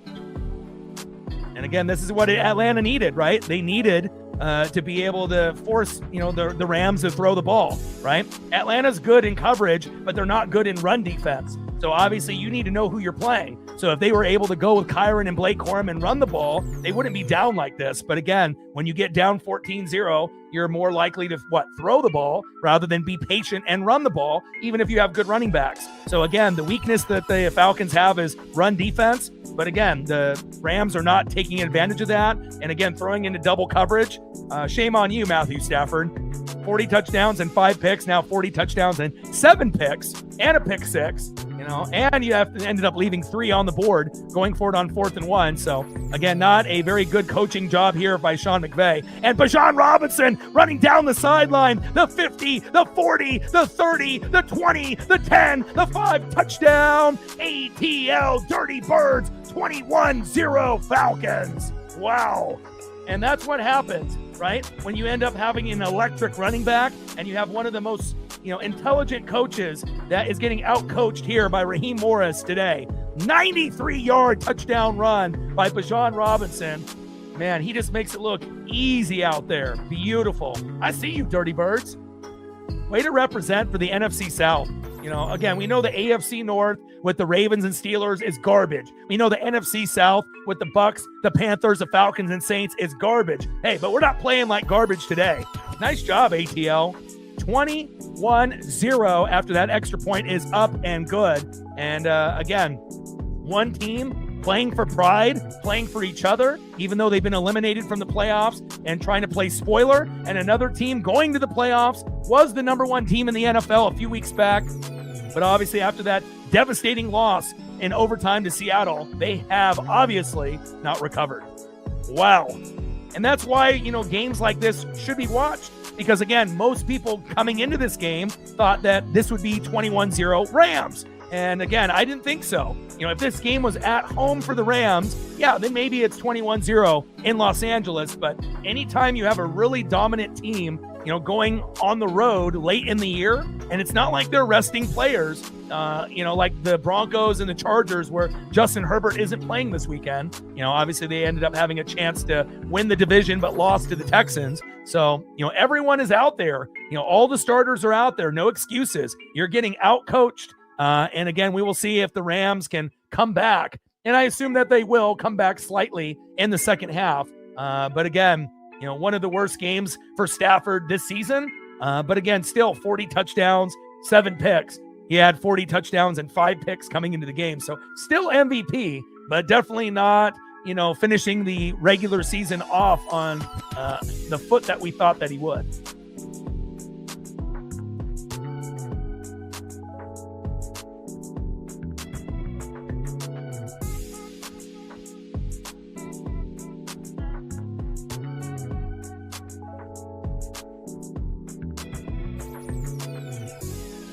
Yeah, but the thing is, we know overall Seahawks, Rams, and Niners can win road games, this season overall. Obviously, it's not looking good here today for Los Angeles, but, again, they're 5-3 on the road this year.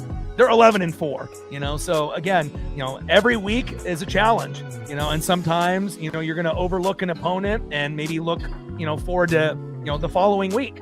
And we knew that the Rams, if you looked at their schedule, it looked pretty easy compared to the Niners and the Seahawks. But again, they were the number 1 team in the NFL when they had Davante Adams healthy. But when Davante Adams got hurt, everything shifted. Seahawks ended up winning that Thursday night game. And obviously the Niners are quietly, showing that, hey, they may end up being the number 1 team in the NFC, even with all those injuries that they had on defense and offense. It's going to come down to the wire, and seeding is going to be very critical, for a lot of these teams in the AFC and the NFC.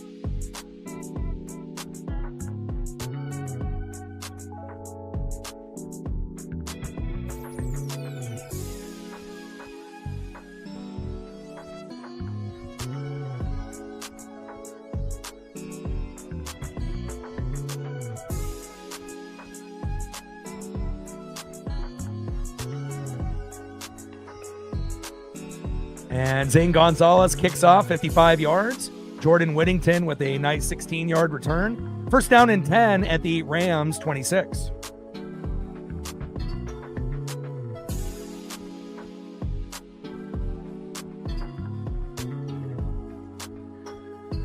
Most scrimmage yards before age 24. Bijan, number 1.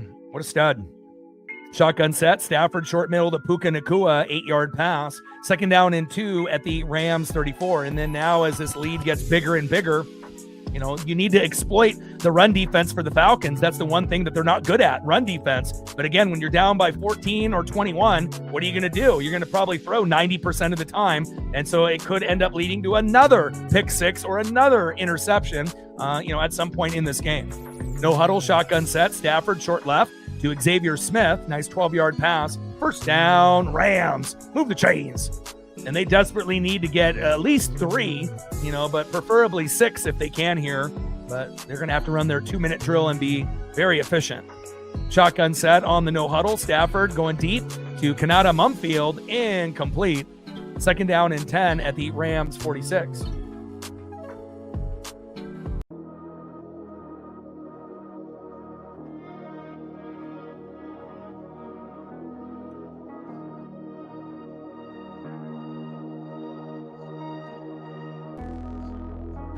I think the only way that the Rams would be able to come back and, tie it up or win is if Davante Adams was healthy and playing. But without him there, I don't think that they're going to come back. They're still going to score some points before this one is over. And we have seen Atlanta, have some self-inflicted wounds and, blow leads, but I'm not sure if you're going to blow a 21-point lead, though. And timeout Atlanta.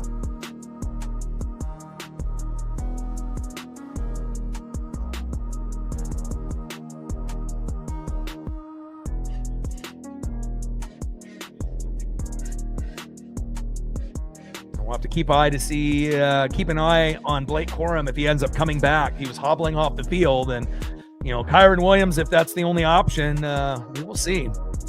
Week 18, Panthers and Buccaneers at 1:15. We'll be doing that game here on the channel, and then I'll probably end up doing the Seahawks and Niners on Saturday night as well. I love watching both of those teams. And then on Sunday, we'll end up doing Sunday Night Football for the Ravens and the Steelers to see who ends up making the playoffs between those two teams. So I'm definitely looking forward to those 3 games, and those are going to be the most important games of the weekend. 2 teams getting into the playoffs and 1 team finding out if they're the 1 seed or not. It's 12 noon. You know what time it is. Time for a sack lunch. Yum, yum, yum, yum, yum.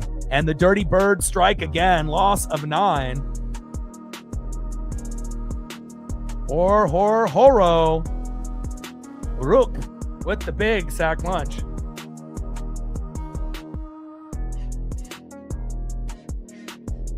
And that's going to be 3rd down and 19 at the Rams 37.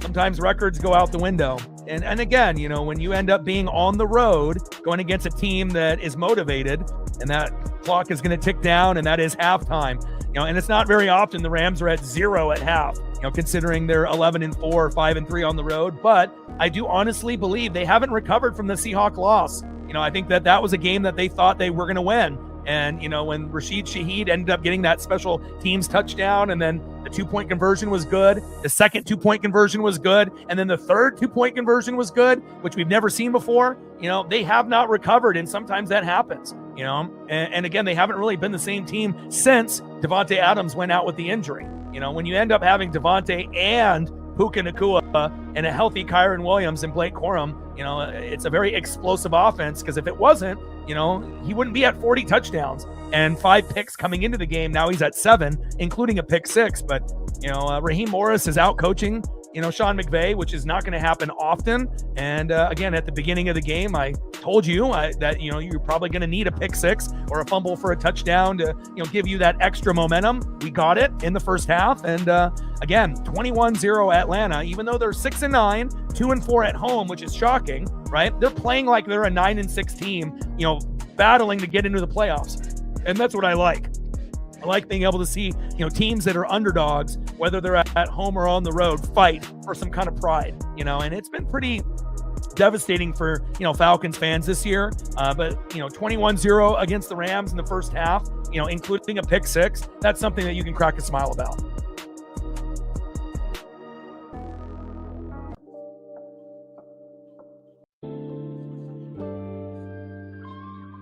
Like, sub, donate, comment, share. If you haven't smashed that like button yet, please do. Help us get to 100 likes, 100 on that dono train. And 5 to 15 subs. Let's get it, baby. We needed 57 subs to get to 23,400. Hopefully we'll be able to add on to that number. We only got 9 minutes to go before halftime is over, which I love for the NFL. You know, instead of having to wait 25 minutes for college football halftime to end. And let's look at the stats here early on. So Matthew Stafford, 9 for 17, 2 picks, including a pick 6, 96 yards, probably one of his worst games of the entire NFL 2025 season.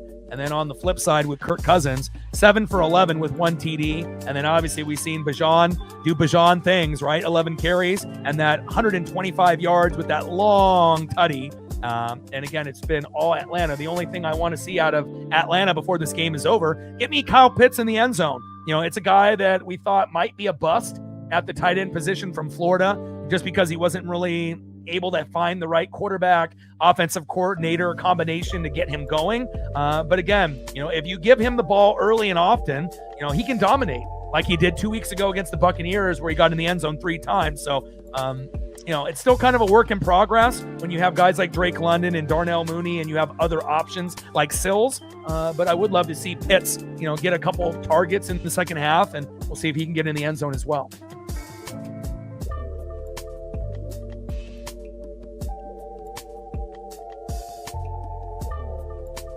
And that's why, you know, things are unpredictable in sports. You know, just because people think, you know, just based off the record, you know, alone, you know, that team is going to win. You know, you have to look at a lot of the other factors. What's happened recently? Who's injured? Is it a home or a road game? You know, and again, we know the Rams are very, very good. And if Devontae Adams was playing, they wouldn't be down 21-0 more than likely. You know, but again, sometimes, you know, teams don't recover, you know, after a tough loss. And again, it definitely feels like with 21-0, could be 21-3, and they, you know, had a chance to go for a chip shot field goal on 4th and 1. They passed on it. And at least at that point, it would be down by 18 instead of being down by 21.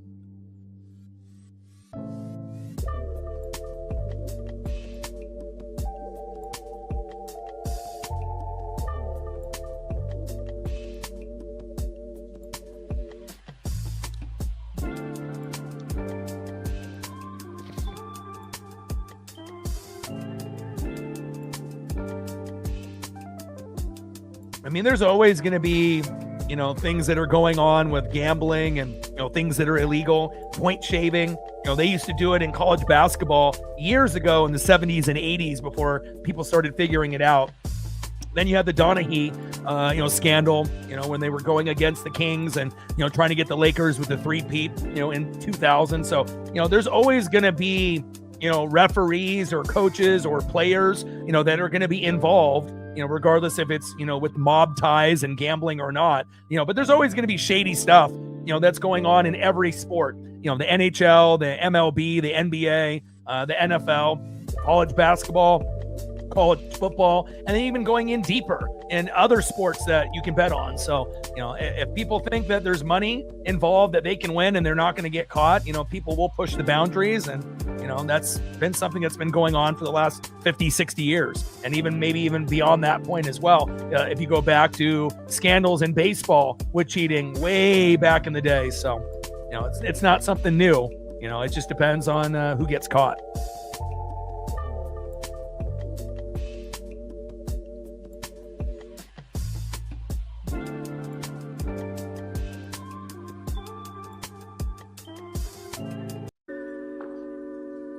Okay, we got about 5 minutes to go here before half. 21-0 Falcons. Like, sub, donate, comment, share. If you haven't smashed that like button yet, please do. Help us get to 100 likes. 100 on that dono train. And 5 to 15 subs. Let's get it, baby. Shout out to my boy Brooks Beats with the best beats on YouTube.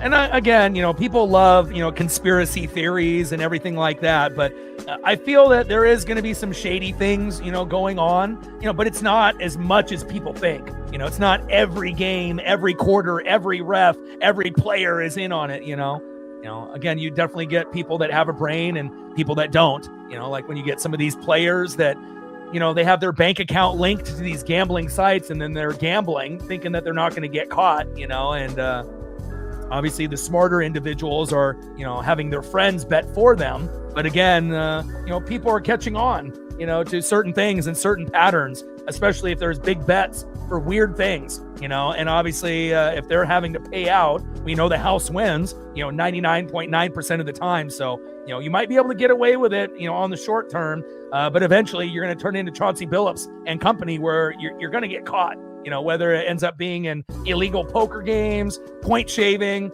or whatever else that you're involved. And, once they start making examples out of some of these MLB players, some of these NBA players or coaches, and they start going to prison and jail, it definitely will affect, some of these other individuals that might quit, doing some of the shady things that they've been doing. Because obviously it's one thing to win money, but there's another thing going to prison. So, facts. All right, we got about 3 minutes to go here before halftime. 21-0 Falcons. Yeah, and I feel like, with a lot of the gambling sites and whatnot, it's ruining sports, And again, people are so thirsty for winning, and money and whatnot. But I think overall, you're always, again, if gambling was still kind of illegal, people would still bet, right? They're going to find a way to bet, whether it's legal or illegal. But just the simple fact that, it's not legal in every single state, but I feel that it's negatively impacting our, passion in our games, with the gambling. I don't think that, and again, it doesn't matter if it's going to be legal or illegal. The people that are hardcore bettors, they're going to find a way, whether they have to cross straight state lines or have to, find a friend to bet for them. People that have addiction to gambling are going to gamble. They're going to gamble just like people that have addiction to drinking and other things and partying, right? So it's going to be a thing that it's never going to end. But I think the explosion of promoting it, like on ESPN and all of these shows that we watch, it's a distraction, and I think that, it gives false hope, to people thinking that they're going to win, and again, a lot of people are losing their paychecks, their houses, their cars, and whatnot, thinking that, hey, this time I'm going to win. This time, hell, I end up, reading and watching film, just as much as an NFL scout or someone that's, being, paid by an actual team. And I'm reading and watching film on top of doing the streams 3, 4, 5, 6 hours a day. And even I don't gamble, and I know I could easily win some money here and there based on certain things that I notice. And most people that watch the stream, will see that we'll end up predicting 1, 2, 3, 4, 5 things before they happen, regardless if it's Mariners or if it ends up being football. But, there's a time and a place, but I don't really like the landscape of, them pushing the gambling on all the websites and all the, of the programs that we're watching. It's nice to see certain people, end up winning, big, but a lot of times when people win big, they don't tell you about how much money they've lost to end up having that big bet that ended up winning. And most of the time, the people are still, in the negative and they're not in the positive. So, Jolly with a $5, appreciate you. Stacks, Rax with a little Cactus Jack, bang bang. We're at 5:95 to go on the Dono train. Appreciate you, man. And I imagine you'll be available to come through and we can watch the game together. But I think I'm going to try to do both games. It's going to be tiring and I won't have a break in between, but as long as I can make both of the thumbnails either the previous day or in the early morning, before that first Tampa game, then I'm looking forward to doing the Panthers and the Bucks on Saturday and then the Seahawks and the Niners, and then we'll end up doing Steelers and Ravens on Sunday night.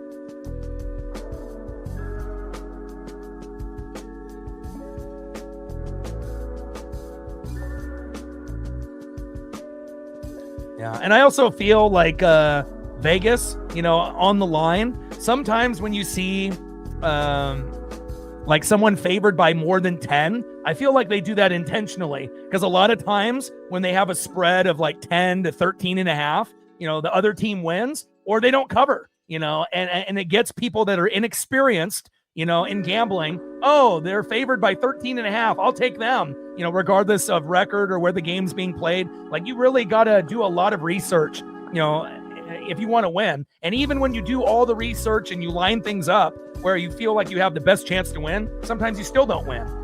Things are unpredictable, especially with injuries. That's one thing. That's one, piece of gambling that people can't predict, is when guys get injured. You can, have a certain type of feel, home and away, grass and turf, how they've been playing lately, but again, guys that are injured going into the game, but you never can predict who gets injured in the game itself.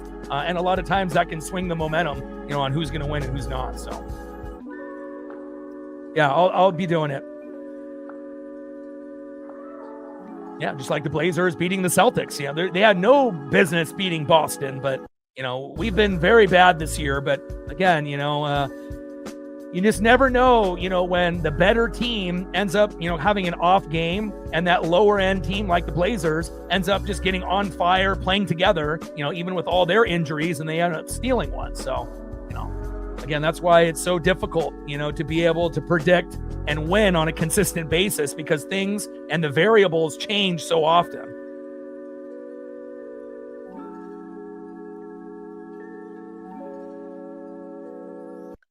All right, Rams are going to receive the second half kickoff here momentarily. And again, I know Falcons fans are smiling ear to ear. Bijan with a long touchdown, or if you're playing in fantasy football, you got Falcons players like Bijan, or obviously you got Falcon defense. But obviously if you have Stafford, or if you have Puka, or you have Rams players like Kyron, not looking too good here in the first half, but there's still a chance where Stafford could throw for a couple touchdown passes, maybe getting one on the ground. But again, it's going to take a lot. And we'll see if the Falcons, put the foot on the gas, or if they kind of let the Rams get back into this game.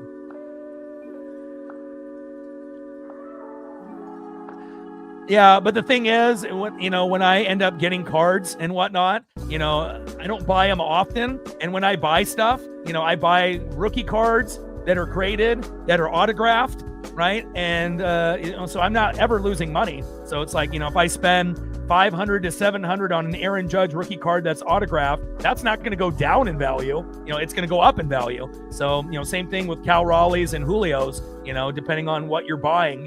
Certain guys, are going to continue to go up and up and up. Obviously, if certain individuals have bad injuries, then with Cal and Julio being younger in their careers, that could obviously affect things. But I don't buy cards very often, honestly. Usually I get them gifted to me, from family or friends and whatnot. So, I mean, the last card that I bought might have been that Aaron Judge, and that was when he was in his, peak to try to break that home run record. Stafford getting sacked there, loss of 7 by Brandon Dorless. I see you. 12 noon, you know what time it is. Time for a sack lunch. Yum, yum, yum, yum, yum. So I don't really think, again, there's one thing when people are oversaturating the market with like Pokemon and everyone is, getting slabbed cards and it's getting a little ridiculous, them controlling the market with PSA and BGS and whatnot. One of ones are kind of a joke nowadays, where it used to be like a real rare thing. But, again, certain things like gambling and, certain types of things on, cards being graded, it's kind of ruining, the market a little bit. But, if you're smart and you can make good decisions, you can end up making some good money down the road. Shotgun set. Stafford going short right to Terrence Ferguson, incomplete. 4th down and 6 at the Rams 49. It was all gifted. All the Cooper Flag rookies I got, all 3 of them were gifted. So I haven't bought any cards on my own and with any of my own money. So, like I said, the last card that I actually purchased was the Aaron Judge rookie card in 2022. And that's rookie card auto graded. BGS 9, auto grade 10. So, a $500 to $700 investment will easily go to $800 to $1,000 or more, with Aaron Judge. So,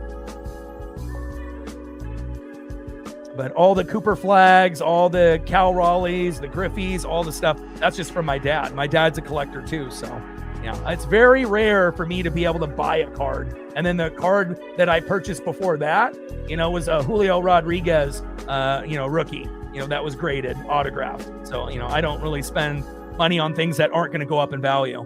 Stafford, sidearm throw. Xavier Smith, nice stiff arm. 1st down, Rams. 36-yard pass from Stafford to Smith. And it looks like Sean McVay did a lot of yelling in the locker room. 1st down and 10 at the Atlanta 15.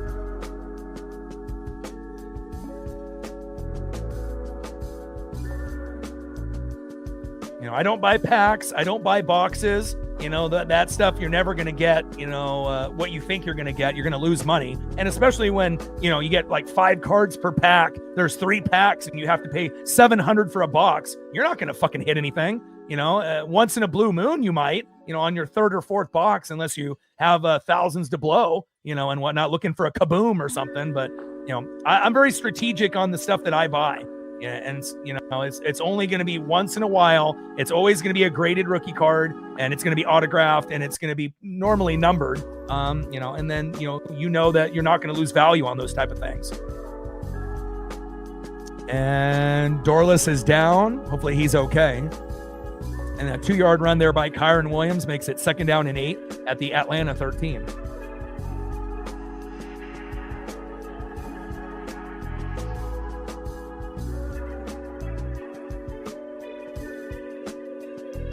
But I am excited about the Cooper Flags. Again, it was kind of a shock that because my dad doesn't watch basketball, at all. He just watches Dodgers and that's it. And he'll watch Ducks games. But it's pretty much every Dodger game and then as many Ducks games as he can. And that's pretty much it. So when he ended up gifting me, I think 2 graded Cooper Flag rookies and 1 that was non-graded, I was a little shocked, but again, if you are collecting cards for the NBA this year, that's the guy to collect. So I don't know if he was thinking about my future, and trying to grab him now instead of waiting for him to, get better and better and potentially, maybe be a Hall of Famer one day. And then once you wait, 4, 5, 6 years after the guy's been playing, then sometimes those rookie cards are unattainable because they're too much. So sometimes you have to strike early, but you have to be kind of strategic on who you invest in. Otherwise you spend too much money on a guy that ends up being a flop. But for me, Cal Raleigh's, Julio Rodriguez, Aaron Judge, guys like that, King Griffey Jr., I'm not going to lose money on guys like that. So, my dad's collection is wild. He's got one of the biggest Dodger collections in the Pacific Northwest. And, maybe even on the whole entire West Coast. He's a huge collector. I ended up getting him a nice Shohei Ohtani bauble for Christmas, but autograph photos, black and white, Brooklyn Dodger stuff, Los Angeles Dodger stuff, rookie cards autograph, regular cards autograph, baseballs autograph. I mean, you name it, going all the way back to the Koufax, Drysdale era, all the way to current players that are on the team now, like Yoshinobu Yamamoto and everyone else that's on the team with Mookie and Freddie. So his collection is very large and in charge, and it's crazy too because he didn't collect a whole lot until he saw that I was collecting, and then when he saw how passionate I was in collecting, then it kind of ramped him up with collecting. So if he started collecting 20 years sooner, I can only imagine what he's had. But he's been heavily collecting probably for, I would say, the last 25 years. But if he collected when I was a kid on the same level, I can only imagine how many things he would have at this point. So little screen pass, and Xavier Smith gets rocked there by Watts, and that's going to be 3rd down and 7 at the Atlanta 12.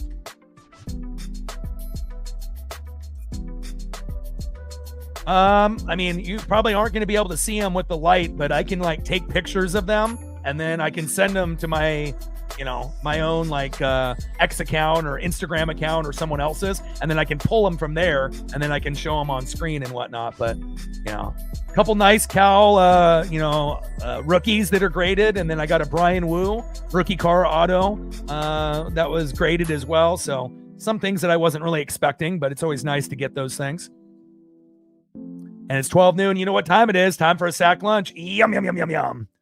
Leonard Floyd, the DN for the Falcons, with the big sack lunch. But again, I've always been kind of a smart person. I invested in a Jordan rookie 1986 Fleer, right? PSA 9 that's worth like 20 to 30,000 now, and I ended up winning it on eBay in LeBron's rookie year in 2003 for $1,000 when it was worth 2,500, because the economy was down. I paid $980, $20 for insurance, and then ended up selling it for $6-7 grand, in 2016, 2017. So that way I could end up getting, the computer, the iMac, and the speakers, and the microphone, and the green screen, and all the equipment that you see here today. Field goal is up and good.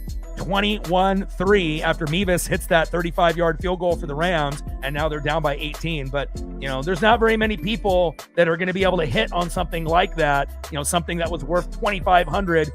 Like nowadays, if you have a card, whether it's Pokemon or sports related, that's worth 2,500, even the economy the way that it is now, you'll never get a $2,500, $3,000 card for $1,000. But sometimes, if you're lucky, you can end up finding, special moments like that. And, I was bidding with like 50 to 100 people. So I didn't think I was going to win it. And I hung on to that for, 15 years, before I ended up getting rid of it, 14, 13, 14, 15 years. And when you have something as valuable as that, it's kind of weird when you hold it. It feels like you're holding like a gold bar or something that's, super special. It's kind of a weird feeling. I can't really describe it, because there's not very many Jordan rookies that are out there.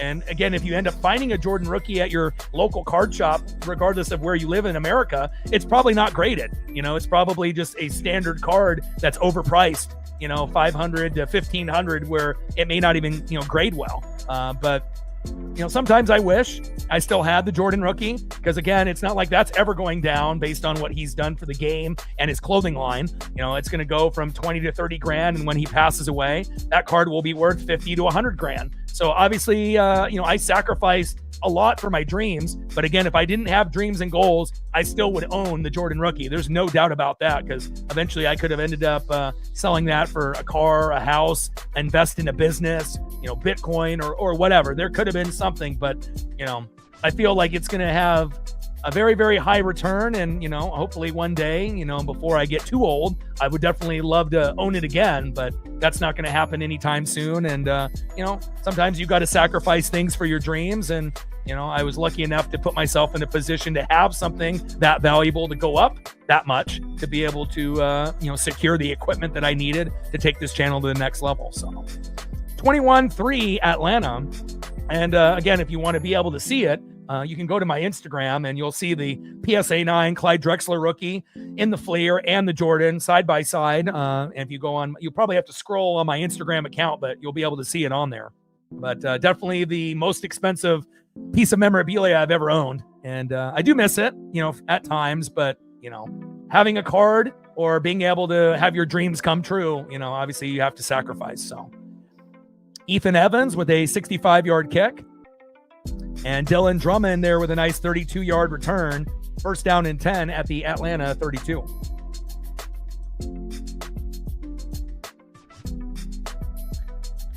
For me, the card was already graded when I got it to Jordan, and a lot of the cards that I end up getting are already graded, but I did register for a PSA account years ago, and then I ended up sending in, like 10 cards that came with the subscription, but that was before they started charging crazy amounts to grade cards. Back then, it was like $10 to $20, per card. Now, sometimes you're paying $30 to over $100, depending on what the card is and how old it is, how rare it is, and whatnot. So, yeah, things have definitely changed, in the grading process for sure.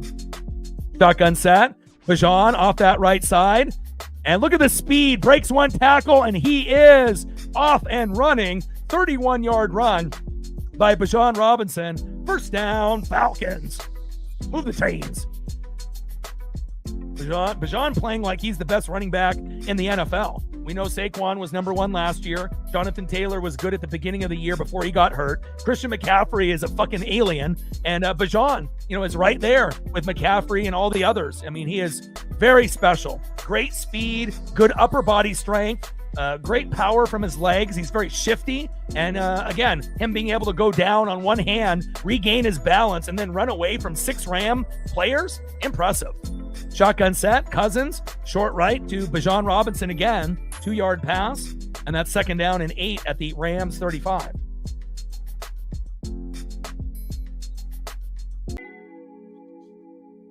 But again, I think things really exploded during COVID, where more people obviously had to stay inside, more people were buying cards, and people that were away from the card game started getting into it. And then obviously all the grading companies were getting, mass numbers coming in, more than they were expecting. And then it kind of has made the market a little different, from now to that point. But, and obviously PSA, has the control, what they make an 8, a 9, or a 10, so. And off to Bajan Robinson, loss of a yard. Nice tackle there by Byron Young, especially if you have a card that's an 8, it could be worth, let's say, like, $40 to $50, like Beckett value. You get a 9, that card could go up to 100 to 200, and then you get a 10, it could end up making it worth thousands. So, they definitely have the control in the market, and sometimes it makes you wonder, how legit are the grading companies? And again, are they in it for themselves? Especially if you have cards that are not numbered. How do you know that they don't switch out your card for another card and send back a card that's an 8 when yours was a 9 or a 10? I don't think that those companies are the most honest, if you ask me. And we get a false start there by Elijah Wilkinson, offensive tackle. I mean, especially when thousands of dollars are involved. Third down and 14 at the Rams 41. But I haven't had any negative experiences with the grading companies or anything like that. So,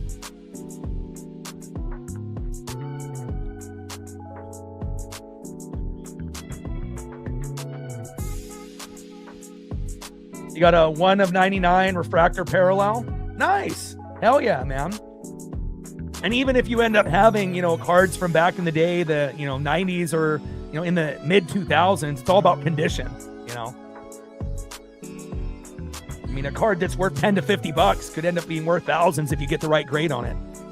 Shotgun set, Cousins short middle to David Sills, the 5th, 4-yard pass, 4th down and 10 at the Rams 37.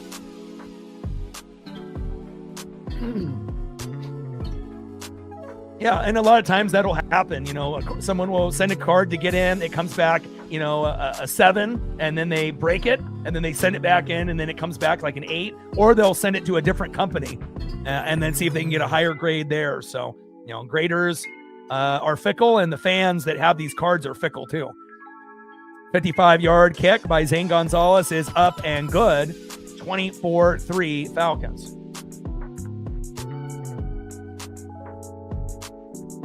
But again, if you have a PSA or BGS, those are still the best. And then SGC is probably third. And then you have a lot of these newer companies that are trying to get into the grading process, but obviously that isn't going to hold the same kind of value as, PSA, BGS, or SGC. So.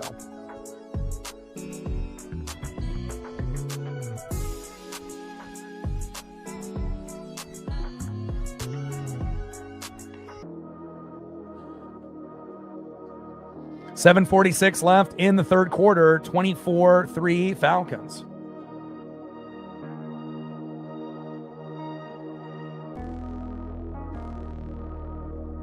And if you're just tuning in to the broadcast, Bijan Robinson with a 4-yard pass from Kirk Cousins, making it 7-0 Atlanta.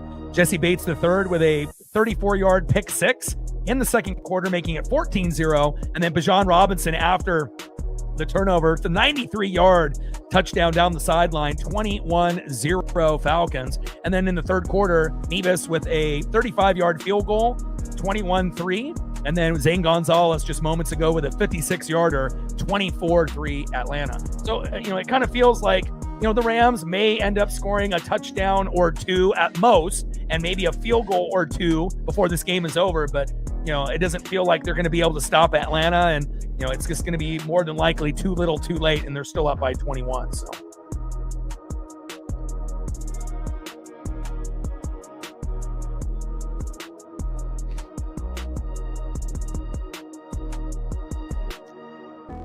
Oh, absolutely. Anyone that ended up cheating, it hurt the value, and their legacy. Barry Bonds, Mark McGuire, Sammy Sosa, Rafael Palmeiro, Roger Clemens, all of those guys still have some cards that are rare, that are still worth a lot of money, in the hundreds and thousands, but if they didn't cheat, their cards definitely would be worth a hell of a lot more, especially being in the Hall of Fame. There's no doubt about that,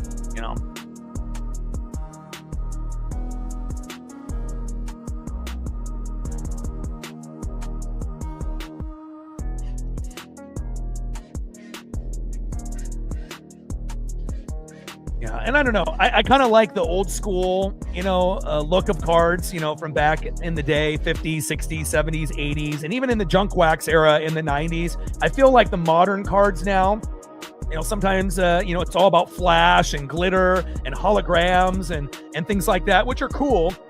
But the mass-produced one-of-ones, that used to actually mean something. Oh my God, I got a one-of-one. But now you see companies that have so many different variations of one-of-ones that it's not as coveted. It's still coveted, but it's like they're pumping out hundreds of one-and-ones, not of the same card, but just in general in different sets. And so, and it just kind of feels like they're oversaturating the market, with these one-of-ones that you're never going to get. And they're making boxes, $500 to $1,000 for 3 packs for 5 cards each. You're taking a big gamble hoping that you're going to get like $1,000 kaboom, out of a $700 box. And if you see a lot of these breakers and a lot of people, that buy, even when you're rich, a lot of times these guys get garbage. You spend $700 on a box, and sometimes you might only get $100 worth of cards or less in return. And, I guess that's the gamble that you want to play if you're trying to hit big. But every once in a while, you'll see someone hit something amazing. But how many boxes did they buy before they actually hit something that was over $1,000? So Kyron Williams off that right side with a nice 4-yard run. David Onyemata, the Falcons D tackle, with the pressure. 2nd down and 6 at the Rams 39.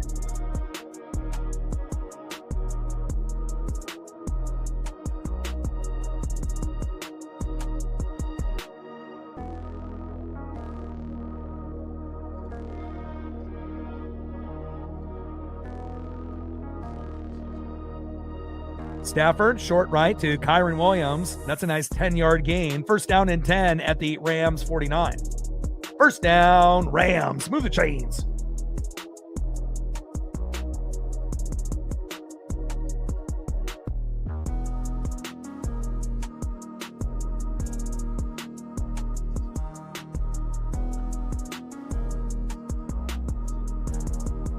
Five or 6 seed for the Rams, and it's crazy to have the Niners, the Hawks, and the Rams be this good this year. And it's just nice, to see Pacific Northwest and West Coast teams dominate the NFL. And again, You have to improve certain things, with coaching, offensive line, defense, and it's been a magical year for those three teams. Not so much for the Rams right here, as Stafford throws into the turf to Kyron Williams, incomplete. Kareem with great coverage there for the Falcons. Nice pressure there by the ATL.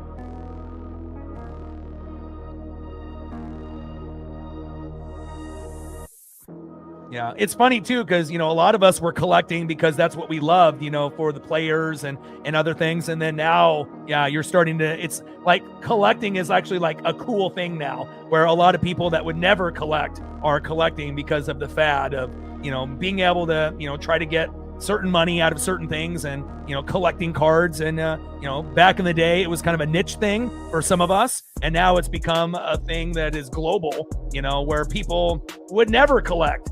Certain things are now collecting Pokemon or sports cards or both.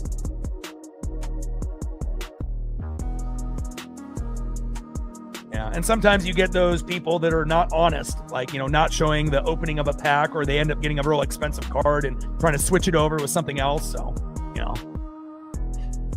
a lot of deception and a lot of thievery, and a lot of dishonesty in the card game.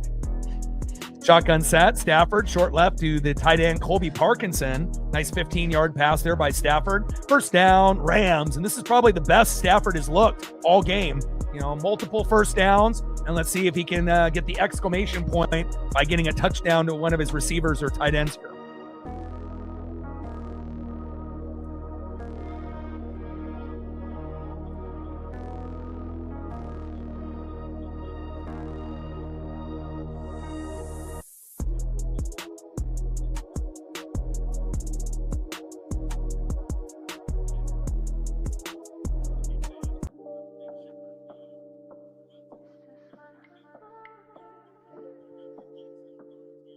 First down and 10. Stafford going deep. Ferguson is open. Touchdown, Rams. And just like that, 4 Falcons get beat by the tight end. 27-yard touchdown. And that's more like it for Matthew Stafford. There we go. 24-9. Extra point incoming. And if they can just get a couple stops, they might be able to actually get back into this game. I mean, they only have a quarter and a half. But if Atlanta stalls and scores no more points for the rest of the game, and Atlanta ends up getting a turnover, they don't even need a pick six or a fumble for a touchdown. But again, if they were to get that, there would be a very good chance that they could come back and win this game. But if they just have to do it based off defense and punting and field position, it's still possible. If the Falcons are scoreless the rest of the way, they might be able to come back. But if they end up scoring 3 or more, that might be just enough where Atlanta scrapes a win. By a score of like 27-24, if the Rams continue to stay hot here.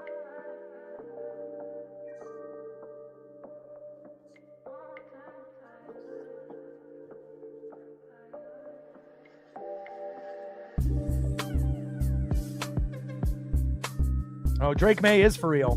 Vrabel obviously is handling the defense. Josh McDaniels has mentored him very, very well. Completion percentage is one of the best in the NFL, and a good running game. They got a well-balanced offense, defense, and special teams. They are for real. The Broncos got a defense, but their offense is a work in progress. Bo Nix is not very good in the first 3 quarters, but is fantastic in the 4th quarter, right? And the Bills have Josh Allen and Cook, but obviously their run defense stinks. Secondary is decent, but they have been getting exposed as of late.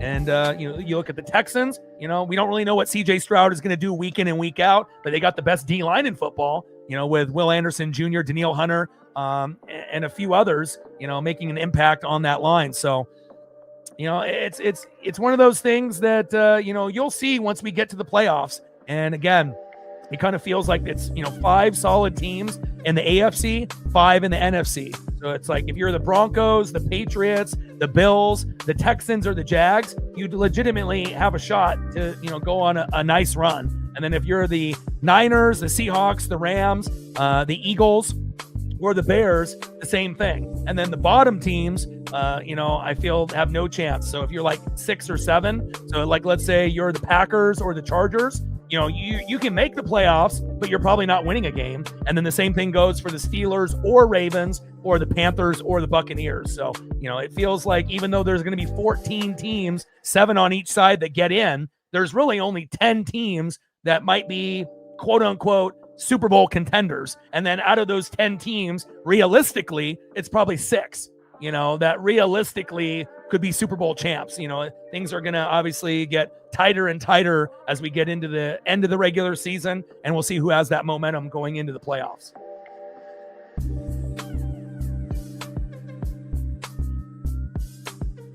Nice job by Matthew Stafford there to make this somewhat of a game. And even though they're down 24-10, if anybody can come back from 14, it's definitely the Rams.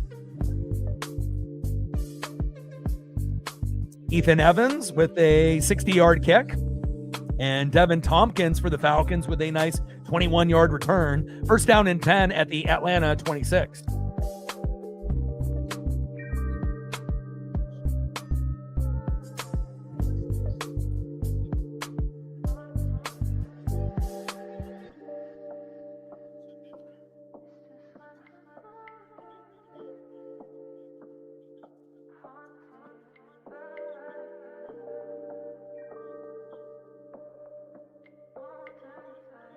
Yeah.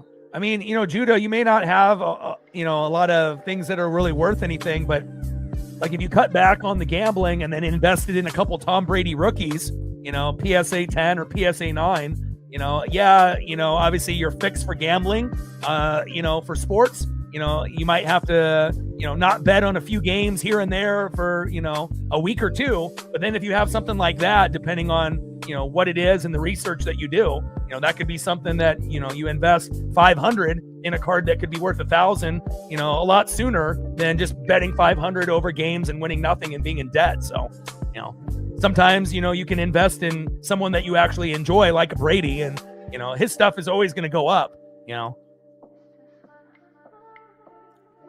I know if I lived in that particular area of the country, there's, I would definitely have at least a couple. And, even if it ends up being $100 card, it'll still be something that you can hang on to and, feel good about. But, if you invest a little bit of money in, Tom Brady rookies that are graded, that will always hold value and never go down. Cousins going deep to Darnell Mooney, 22-yard pass complete, but that's roughing the passer there, which is going to be first down and 10. Pass from Cousins, short to Bijan Robinson, 8-yard pass, second down and 2 at the Rams 29.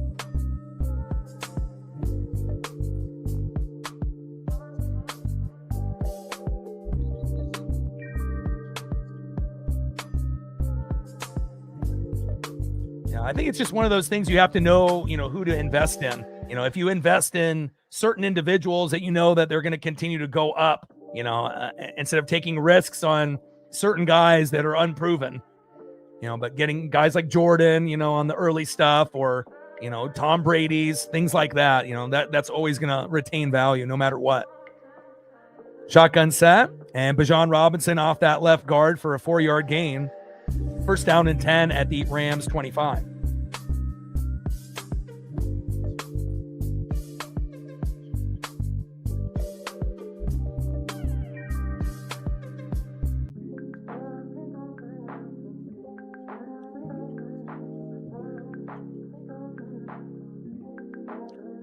I mean, depending on how he does moving forward, trying to invest in, a couple Drake May rookies, early instead of waiting, 5 years from now, and then it might be out of the budget, so sometimes you have to take a little bit of a calculated risk, and whatnot. And obviously the more accomplishments a player has, the more his stuff is going to be worth and whatnot.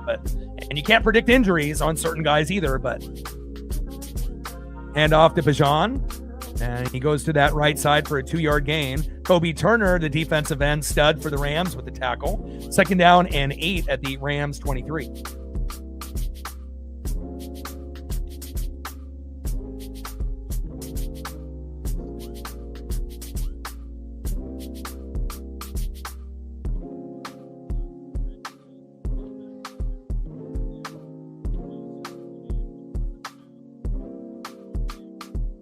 Got about 2 minutes to go here before the third quarter ends. 24-10 Falcons.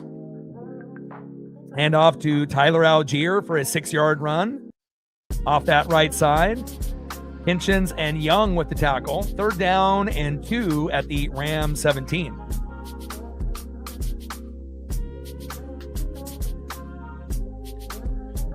So first, before you buy anything, you have to do a lot of research, and you have to make sure that you don't overpay. And again, normally in a card shop, it's going to be overpriced, right? And then if you're going to buy from someone on like eBay, you have to make sure you're buying from someone that has a high rating, that has a lot of transactions, that has a high rating. You don't want to buy from someone that doesn't have a high rating. You don't want to get ripped off. So, and you have to make sure you're looking at all the photos and you're doing your research and whatnot. So.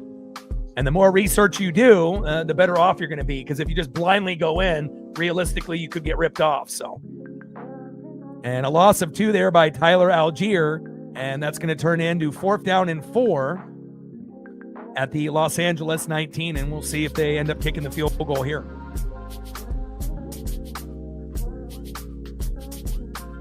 I mean, sometimes you can obviously, do your own research and then, go to a card shop. And then after you do your research, sometimes you can talk them down, which is a smart thing to do. Never pay what is shown on the sticker. Always negotiate and always see if you can, barter and bargain a little bit, with them and whatnot. And most of the time, they'll be able to budge a little bit. So kick is blocked. Uh-oh. He's going. Jared Verse, the 50, the 40, the 30, the 20, the 10, the 5. Touchdown, Rams.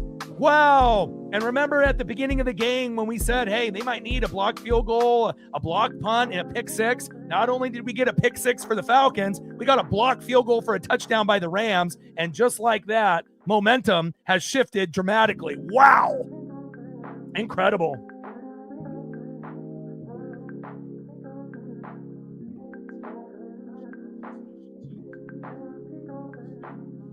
Incredible. It's one thing to block a field goal, but to be able to actually scoop and score that by their best defensive player, Jared Verse, incredible. 24-17, extra point is up and good. And again, that's why the Rams are one of the best teams in football. They still haven't been able to get over that Seahawk loss. Got down 21-0, but McVay always will make sure that the team doesn't give up.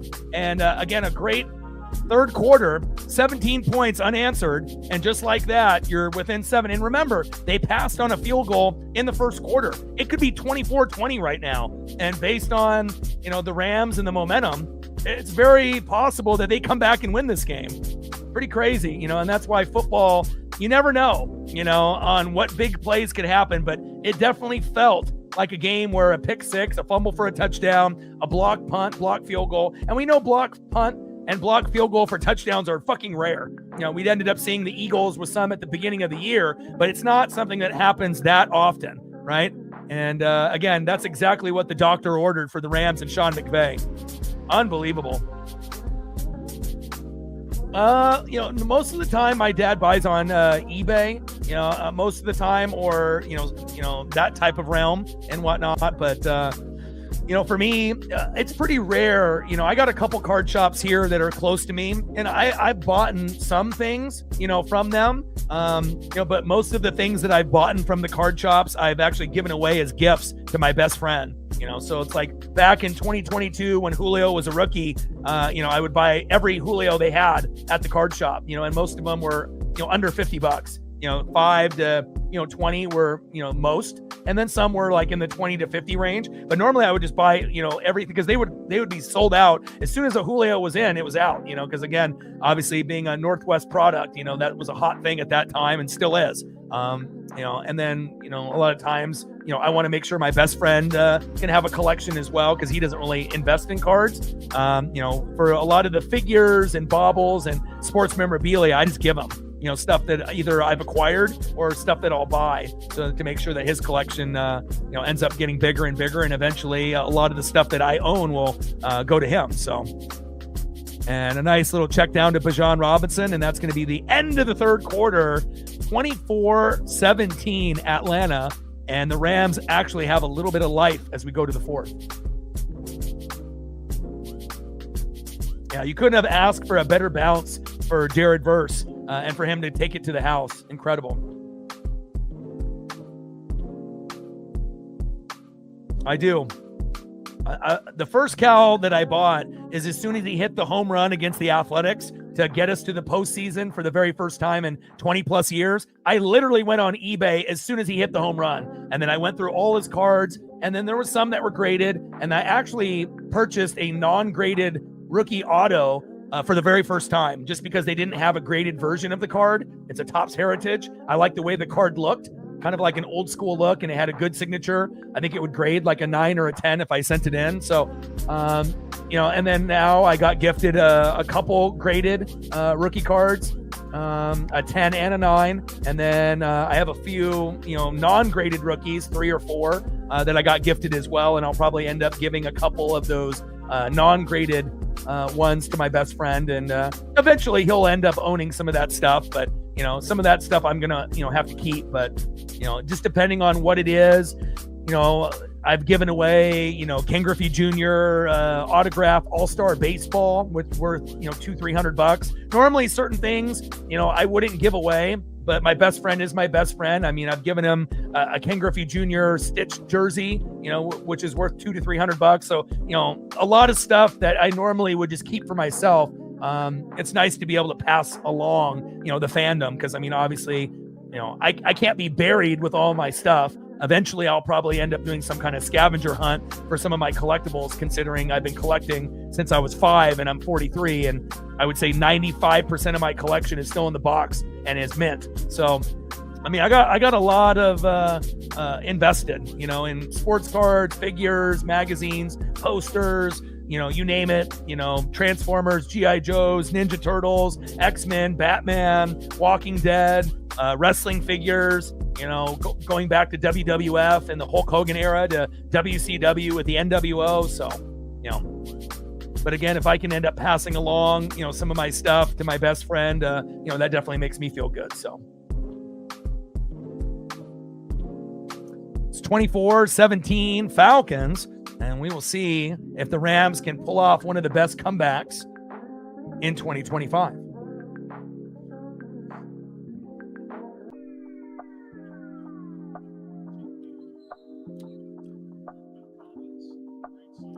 Shotgun set, and Bijan Robinson off that left end for about a 3-yard gain. Johnson there, the DN for the Rams with the tackle. 2nd down and 7 at the Atlanta 40. Yeah, but I only had one. I had a couple, Julios, probably. I'm trying to think about how many Julios I had at one point. Probably about 15 Julio rookies, but a lot of the expensive stuff I've hung on to. But I did give him a Julio autograph rookie graded. I've given him some, pieces of jersey, of Julio, back in his farm days, that are worth over 100. And, again, I can't keep everything, and it's nice to be able to kind of spread out stuff. But I only had one Cal rookie until Christmas, and then now I have like 7 or 8, which are nice. So, but Cal is definitely one of those guys where his cards are definitely going to go up in value, and already have at this point since 2022. Shotgun set, Bijan Robinson off that left end for a 3-yard gain. 3rd down and 4 at the Atlanta 43.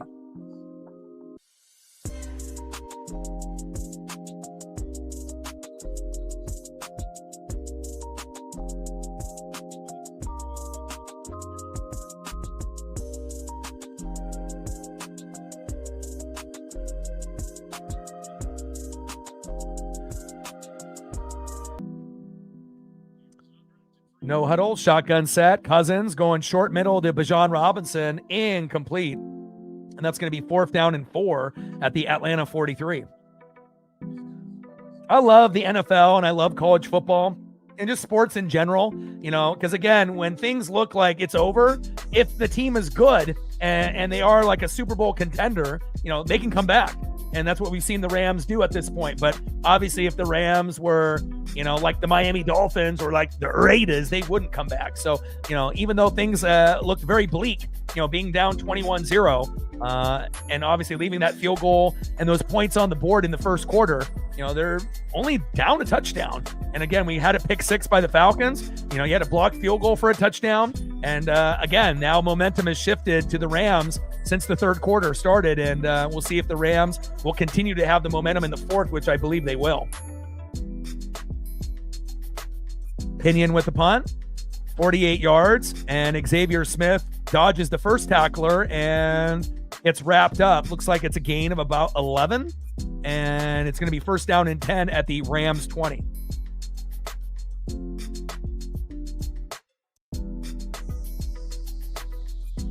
All right, 13:36 left in the fourth quarter. We'll see if Matthew Stafford, possibly the MVP of the 2025 season, has another touchdown waiting in the wings. Like, sub, donate, comment, share. If you haven't smashed that like button yet, please do. Help us get to 100 likes, 100 on that dono train. And 5 to 15 subs. Let's get it, baby. See if Kyron Williams can be a factor. And we're still waiting for that Puka Nacua touchdown, which could still possibly happen here in the fourth quarter. Pretty good probability. And obviously the Falcons were fantastic in the first half with Kirk Cousins balling, Bajan going crazy. Still haven't seen Kyle Pitts with the football. And that might be the thing that holds them back from winning this game. If they're smart enough to go with Cousins to Pitts and he ends up getting in the end zone, that could maybe be the Falcons' saving grace. But I don't know if they're going to go to him. It doesn't feel like he's in the flow of the game plan. You know, they might go to London or Mooney or one of the other individuals that they have with Bajan or Algier. But, you know, if you can get Kyle Pitts going, you know, he can be very dominant, and kind of shocking that they haven't gone, you know, to him at the tight end position. And we've seen Stafford, he goes to everyone, running backs, wide receivers, tight ends. You know, he doesn't discriminate one bit. Shout out to my boy Brooks Beats with the best beats on YouTube.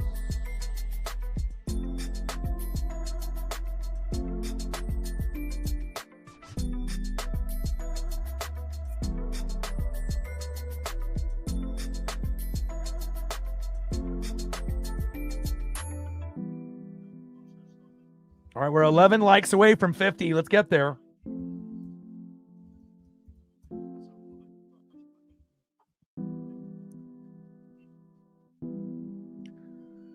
Yeah, don't buy boxes, don't buy packs, just buy individual cards. You know, that's the best way to go. You know, and again, you know, again, it's exciting, you know, when you end up buying a pack and you end up getting something incredibly special, you know, but again, the way that the packs, you know, are built nowadays, as well as boxes, they are so expensive compared to, you know, back in the day. And so, you know, if you can invest, you know, on rookie cards, you know, one of ones, you know, rookie cards that are autoed, you know, those are things that typically won't go down depending on who you get, you know. So one of ones is nice, but it's not, you know, the thing that you need to get. You know, sometimes, you know, rookie autos that are numbered are good. You know, obviously if you have a one of one rookie auto, that's like the best that you're going to get, but obviously you're going to have to pay a premium typically getting that. So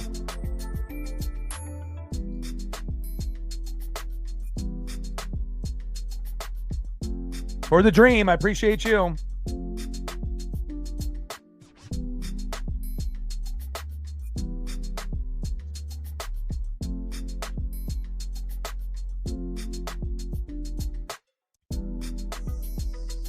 JT with a $5, appreciate you. FTD for the dream, baby. Ooh, nice run there by Kyron Williams. Stacks, Rex with a little Cactus Jack, bang, bang. Appreciate you. We're at 10, 90 to go to hit the goal. Appreciate you. Another 5 on the dono train. Every dollar counts. You know, whether that goes to the internet bill, the streaming fee, or just taking care of my pup. Appreciate you. Lost 62 straight games when trailing by 21 points. Last win was in 2005 versus the Texans, but the Rams are going to have a chance to do it here tonight.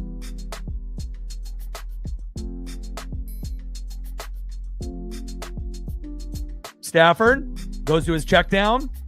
Colby Parkinson is there. 9-yard pass. Second down and 1 at the Atlanta 43.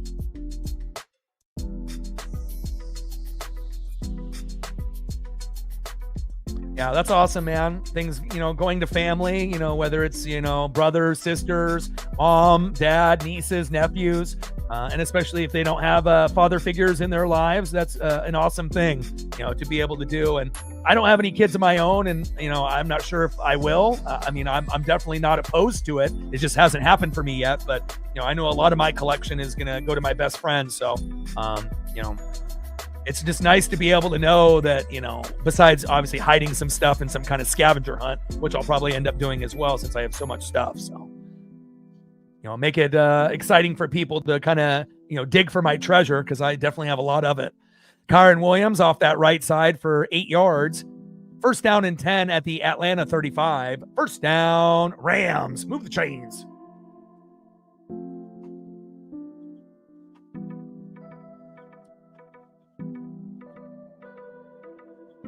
Oh, that's sweet. They have certain things like that in Pokemon, where like every card is like an insert, like one of those hot packs that you get, but they're rare. And Parkinson there, a little check down by Stafford, 2-yard pass. Diablo there with the tackle by the Atlanta Falcons and the Dirty Birds. Second down and 8 at the Atlanta 33. But still, even some stuff that's not worth a whole lot of money is still super coveted to me. Like, back when Shaq was the big thing in 92 when I was 10, even pulling Shaq rookie cards, I still have a few to this day. And like the hoops, I remember I bought 10 packs and I think I got like the same repetition of the cards, and I ended up getting like 6 or 7 Shaq rookies out of like 10 packs back in the day. And then I kept like 1 or 2, and then I traded for like, all the other ones, the Fleer Ultra and all the other options that they had. And, ended up having, like 10 or 12 different Shaq rookies to this day. Now I only have a couple, but, even that hoops card that might only be worth 10 to 20 bucks, still very coveted, something that I wouldn't get rid of, and those memories that you have being a kid, pulling a special card, back in the day, whether it's a David Robinson rookie card from the 89 hoops was special to me. The 92 hoops with the Shaq, and any Shaq rookie card was special to me. And everyone's got those, memories of, pulling something that was incredibly special at that time. Shotgun set, Stafford going deep left to Puka Nacua, incomplete. Third down and 8 on the Atlanta 33. That's awesome, man. Sometimes it's not about the value. Uh-oh, fumble. Falcons scoop it up. Oh, flag on the play. And we will see if the Falcons were offsides on that play. Holy hell.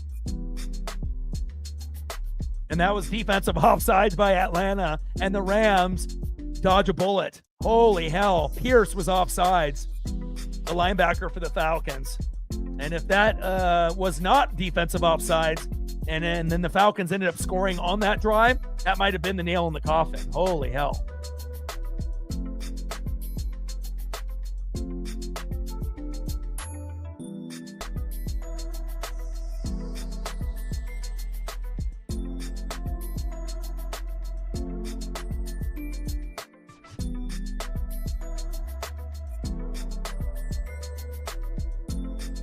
High snap to Stafford, and he tried to collect it with one hand and just couldn't do it. But if it wasn't for James Pierce Jr. there, wow, that could have been the difference in the game.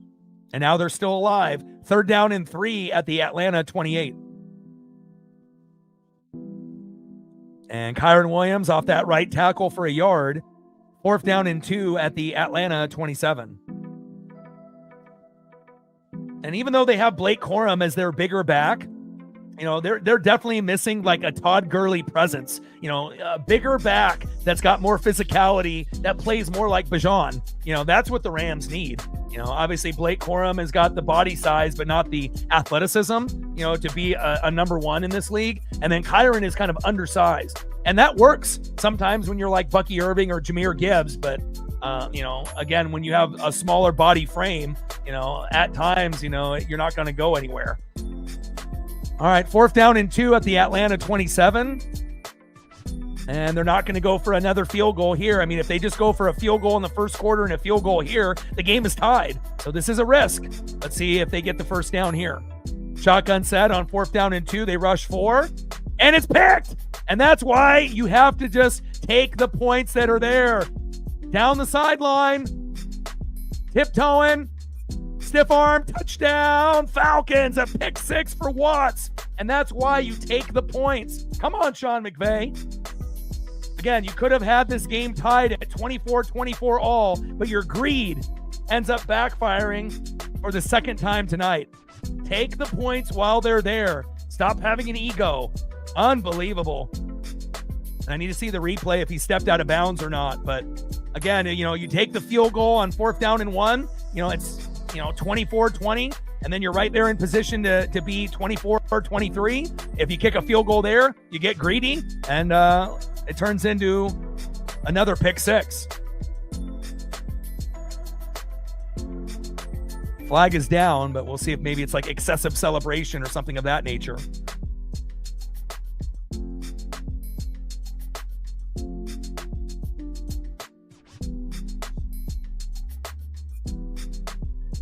Oh, he did step out. No pick 6.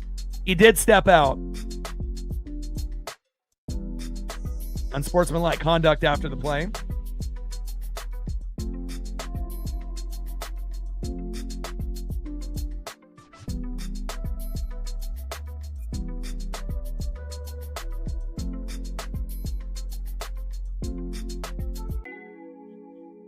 What a game.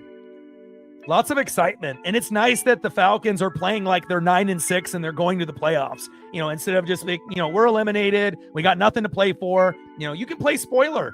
And again, the Rams, are still reeling after that Seahawk loss on Thursday night. So, again, they're trying to get back, to where they were when they had Devontae Adams. And again, now we've definitely seen, Stafford get exposed a little bit in this game. Still a very, very good team that is a Super Bowl contender in the Los Angeles Rams, but obviously playing at home and on the road are two completely different things.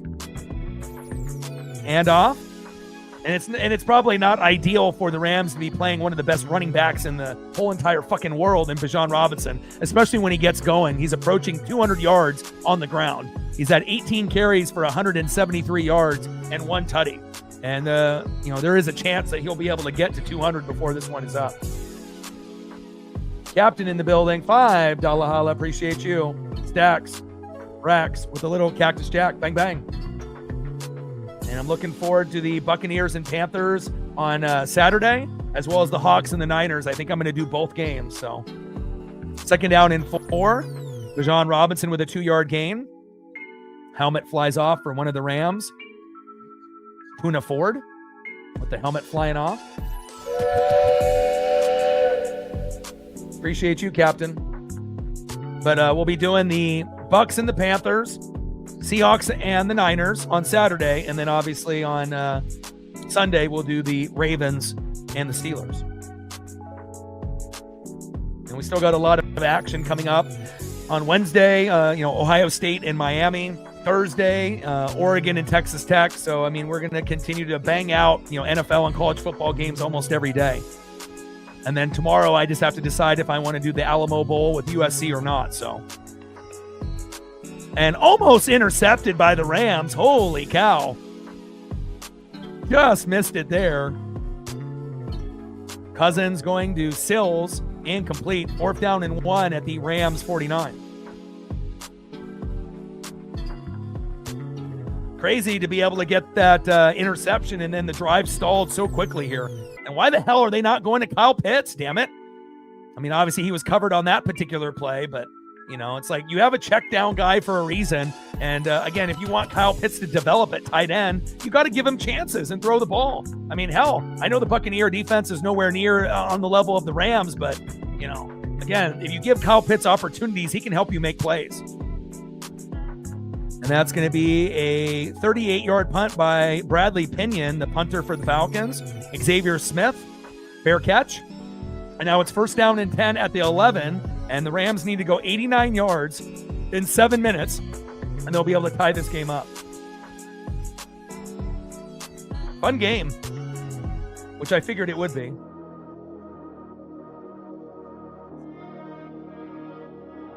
There we go, baby. 9 more to 50. Let's get there. Like, sub, donate, comment, share. If you haven't smashed that like button yet, please do. Help us get to 100 likes, 100 on that dono train. And 5 to 15 subs. Let's get it, baby. I see you, Stafford. I see you, Kyron. Puka, he's like, I'm still waiting for my touchdown, and maybe this is the drive we get, the Stafford and Puka connection. And then obviously with Cousins, Bijan, Kyle Pitts, we're still waiting, but again, Bijan and Kirk have done their job. And now it's going to be up to the Atlanta defense to win the game for them if they're going to win this game.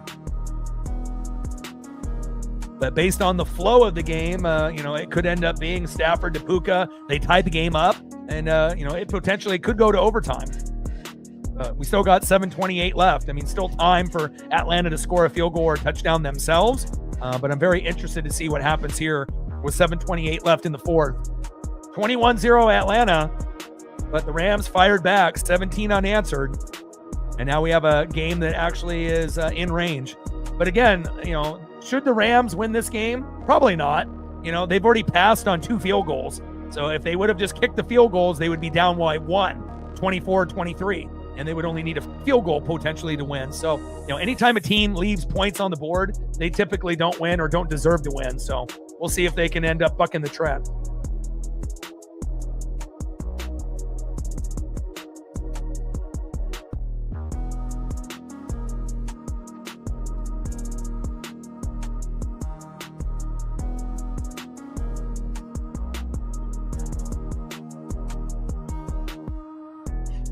Congrats. 24-17 Atlanta. We're at 15 on the Dono train, 85 to go.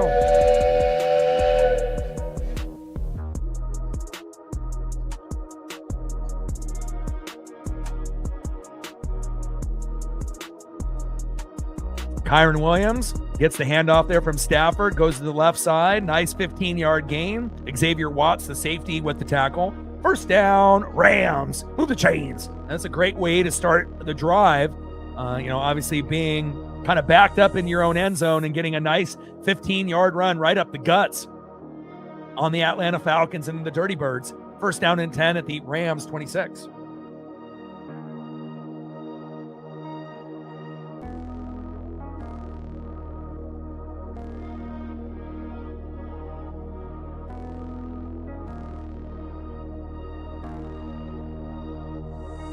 Stafford, short left to Kyron Williams. Oh, he's cooking.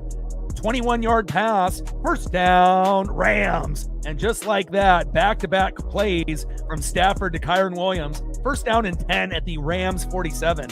I mean, at this pace, they're only going to need 2 more plays, and they're going to be in the end zone. And again, Atlanta needs to be aggressive and blitz.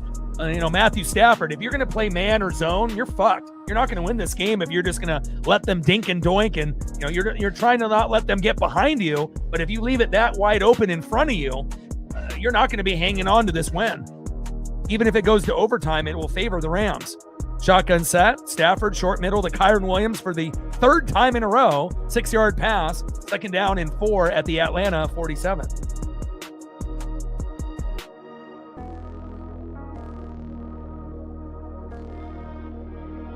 Nice stop by Diablo. Gained 2 subs since the last commercial break. Appreciate you. 55 subs to go to 23,400.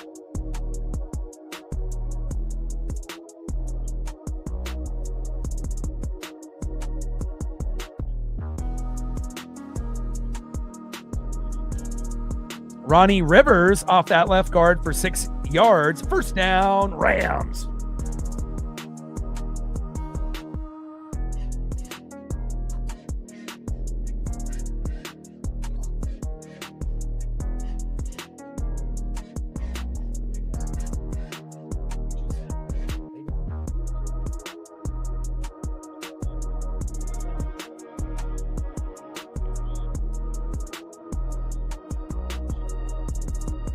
All right, my Papa's in here now. She's got great timing. Her sense of time obviously is different than a human's, but she kind of has an idea of when the game is getting close to the end, and impeccable timing. I'll get you something in a second, honey.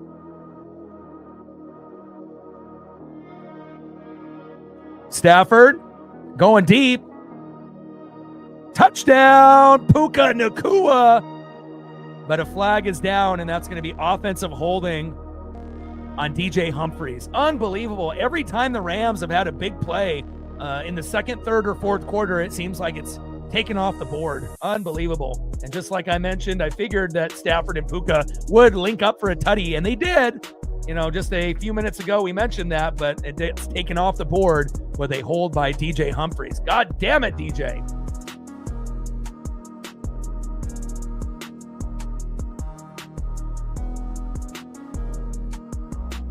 24-17, Atlanta just hanging on for dear life, trying to pull off this upset. Shotgun set, Kyron Williams off that right guard. 2-yard run. Second down and 18 at the Atlanta 49.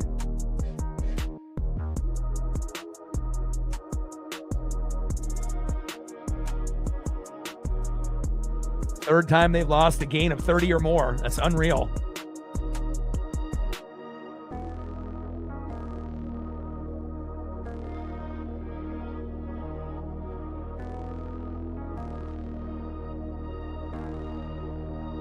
Shotgun set, Stafford, short middle to Colby Parkinson. Rams love utilizing the tight end position to a T. 16-yard pass, almost a first down. Third down and 2 at the Atlanta 33. Rams are battling. And again, if this game does go into overtime, it will favor Los Angeles.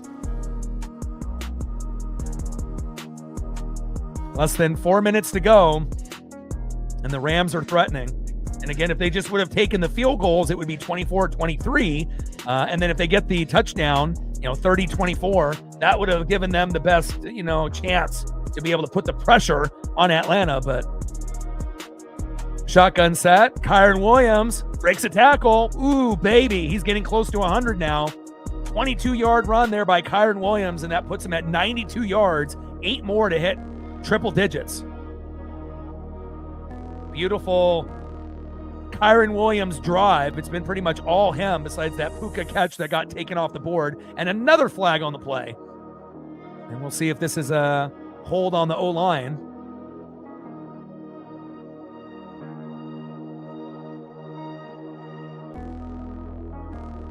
Less than 3 minutes to go here in the fourth quarter. Great stiff arm by Kyron Williams at the line of scrimmage right there. For a smaller back, he's got a lot of power. Just like Bucky Irving and Jahmyr Gibbs. Screen pass.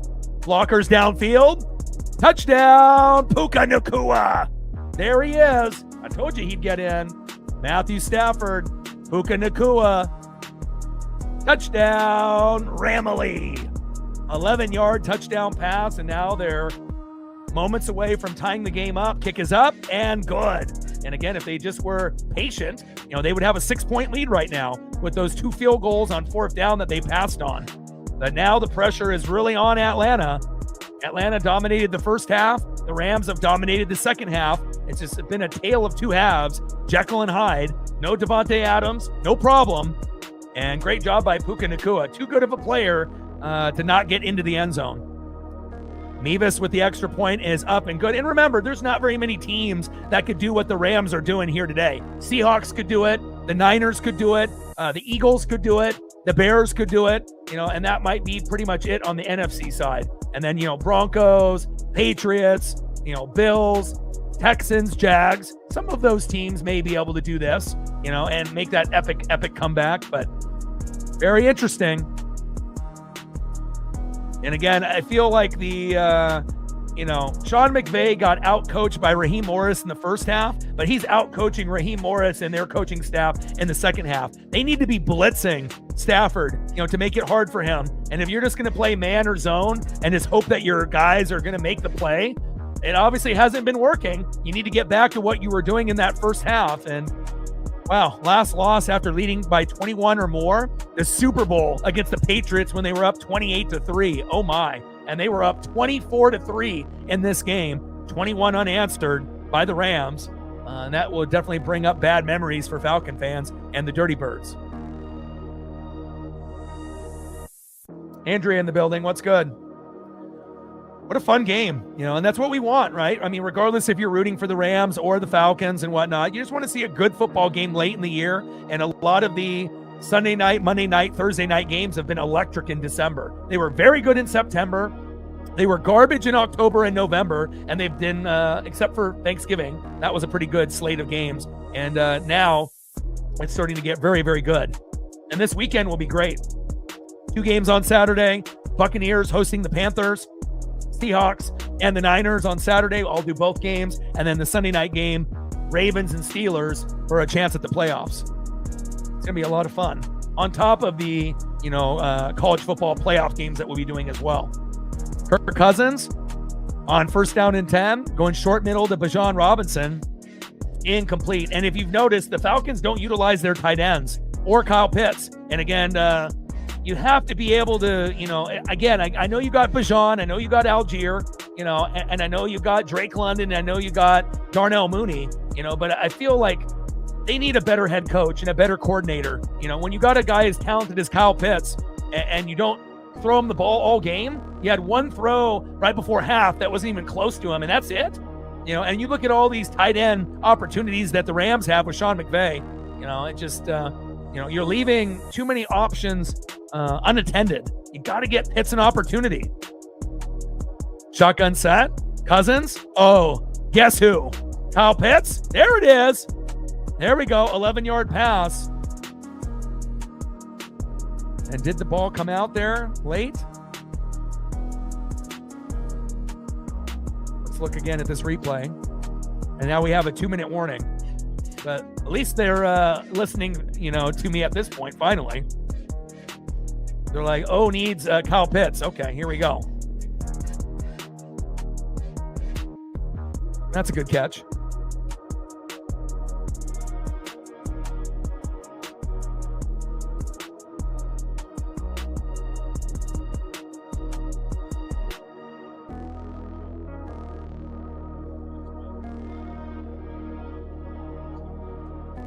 Two-minute warning, 24-24 all after the Falcons were up 24-3, 21-0. And it's been all Rams in the second half.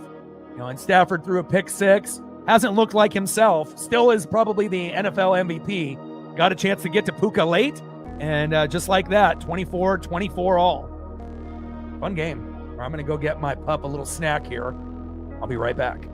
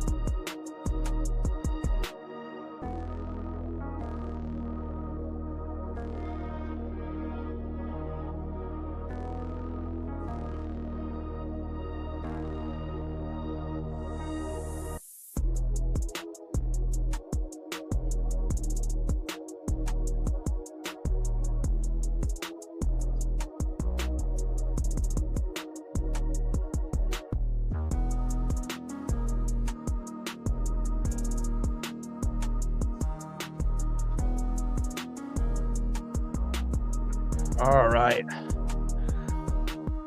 Paisley got a little snack. We're going to go on a nice long walk, but I want to be able to see how this all plays out. And again, if it does go to overtime, it favors the Rams. So we will see if Atlanta can find a way to be victorious here or if they're going to choke this game away.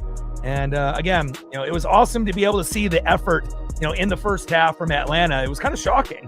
We can kind of feel like, the Rams didn't get over that Seahawk loss, but, McVay definitely got the message across in the locker room. Lots of yelling and lots of strategy. And, to be able to come back, 24-3, 24-24, very impressive. Hand off to Bijan. And that's a 5-yard run. Verse and Curl with the tackle. 2nd down and 5 at the Rams 49.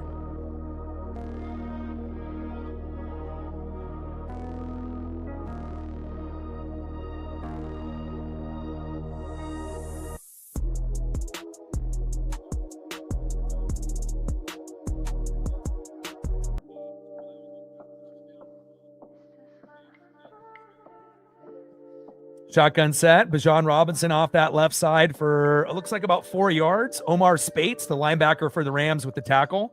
3rd down and 1 at the Rams 45.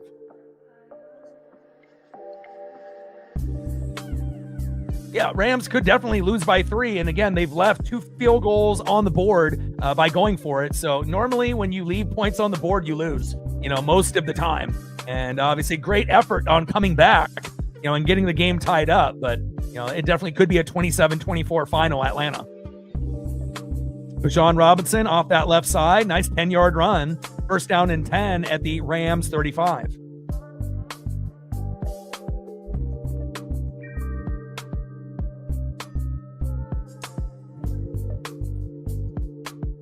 It would favor the Rams if it went to OT because of the momentum, right? So obviously it was all Atlanta in the first half, and it's been all Rams in the second half. So typically when that happens, the momentum sticks with the team that was hot in the 3rd and 4th quarter. That's why it would benefit the Rams, even though they are on the road, Like we haven't really seen Atlanta do a whole lot in the second half. So, I do love Bijan, right? And again, he might be the reason right here why they end up winning the game here at 27-24. But if it were to come down to some kind of crazy interception or fumble, and then we end up going to OT, I definitely feel that the Rams would have the advantage. Handoff to Algier, 1-yard gain, 2nd down and 9 at the Rams 34, and timeout Los Angeles.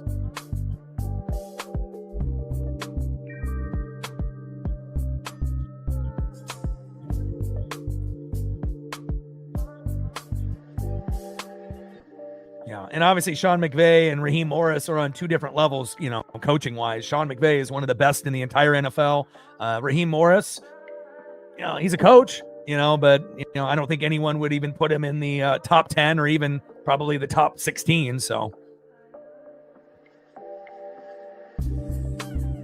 and Algier off that left side. Jared Verse says, "Fucking not today." 3rd down and 9, and another timeout. And again, if they're gonna bank on that, we'll definitely be seeing a field goal attempt, but it may be too long for Zane Gonzalez at this point if they keep gaining 1 or none.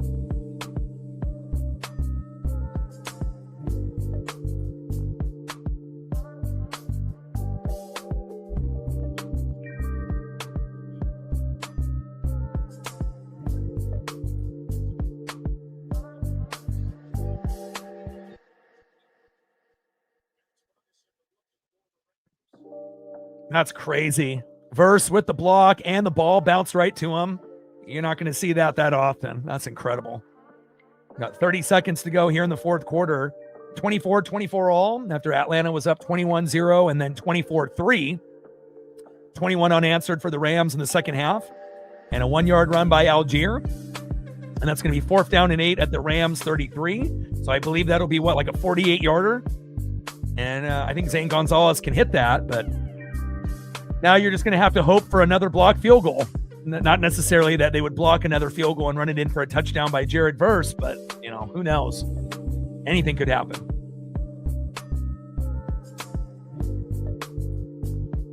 Yeah, I believe it's going to be about 48 yards. Because it's usually about 15 yards added on to wherever you're at on the field. So we'll see what the exact number is, but that's usually the math. Should be somewhere pretty close to that. Maybe it's a little bit longer, maybe 50-51. Let's see. They're on the 33, and then just the distance between the goalposts, so somewhere between 48 and 51 yards.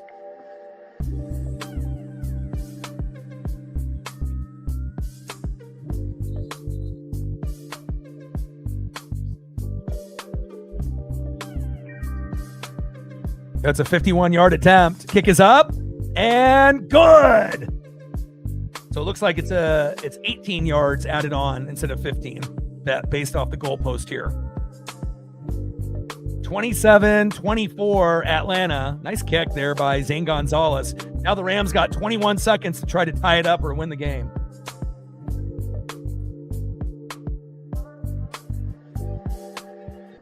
Any penalties coming out here late? Doesn't look like it. All right, we got 21 seconds to go, 27-24. And again, if the Rams would have just taken the 2 field goals on 4th down, one in the first half and one in the second half, they win the game, or they're at least in the position if they make 1 out of 2 where the game is tied right now. But again, most of the time, if you, leave points on the board, you lose. And looks like Atlanta might squeak this out unless the Rams can get incredibly lucky on some kind of, obviously if they get a good return on special teams, that will be the first part. And then obviously if they can go deep to Puka or someone of that nature, I mean, it's possible that we could still get this game tied up and go to OT, or the Rams could end up scoring some miraculous touchdown and winning. But 50 game-winning drives in the 4th quarter in his 17th season for Matthew Stafford, and Zane Gonzalez kicks, and it's a touchback. So they're going to have to go 65 yards for the tutty, but obviously that's not really needed. You just need a field goal. So they're going to need 30, 40, 50 yards, something in that nature, to be able to get themselves in at least comfortable field goal position. So we'll see where they go here. How many, let's say 5. Let's go 35, 10, 20, getting to the 30. So maybe 30, 40 yards. So that's doable. They got 21 seconds. So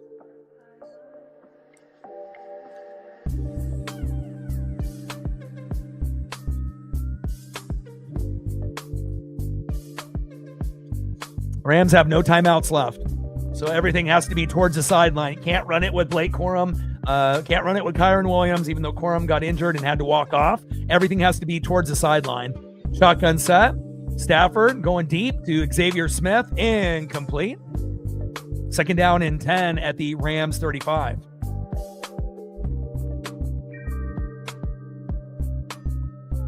Three timeouts for the Falcons, no timeouts for the Rams. Can't run the ball, can't take a sack. And then again, you have to go towards the sideline. Wow. And that Xavier Smith route, if he was just one more step, that could have been the difference in the game right there. Holy hell. How was he able to get that wide open in that zone? If that was a little bit more touch on that throw, that could have won the game for the Rams right there. Holy hell. How do you let him get behind you like that? But they're playing zone. Jesus Christ. He was running away from 4 defenders. That could have been huge. That would have definitely turned into a tie for overtime, or with potential, touchdown for the win. Stafford on 2nd down and 10 and timeout Atlanta.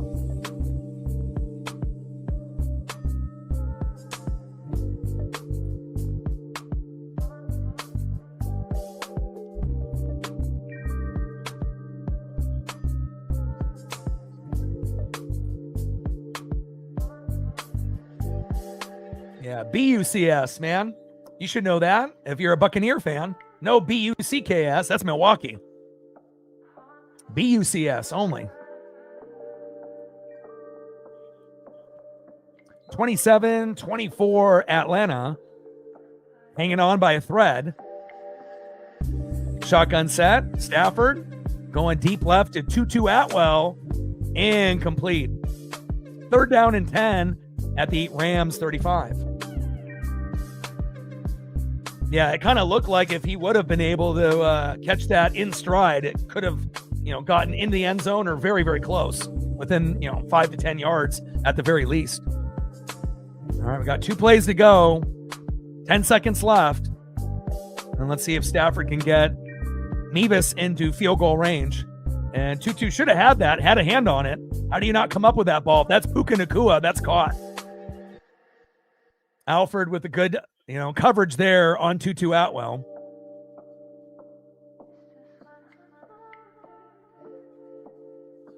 PI not called. 3 wide receiver set. And whistles are blown. Another timeout by Atlanta. 2nd timeout. 1 more remaining for the Dirty Birds. 10 seconds left in the 4th quarter. Atlanta was up 21-0, then 24-3. Then it ended up being 21 unanswered by the Rams, but then you ended up getting a field goal by Zane Gonzalez moments ago. And Atlanta hanging on to a 3-point lead with 10 seconds left.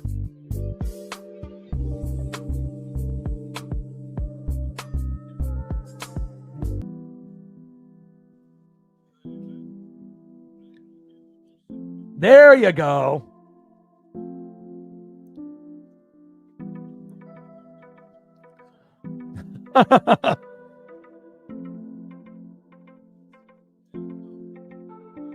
So all the announcers are saying that was PI that should have been called, but coulda, woulda, shoulda. Shotgun set on 3rd down and 10. Stafford going deep towards the sideline. Got a man. Puka, holy shit. I don't know if he got both feet in bounds, though. He caught it, but I think he might have been out of bounds. Incomplete, but holy hell, what an effort. Let's look at the feet here. I think he's incomplete, though. Oh, my God. Look at his hands. 1 foot, 2 foot.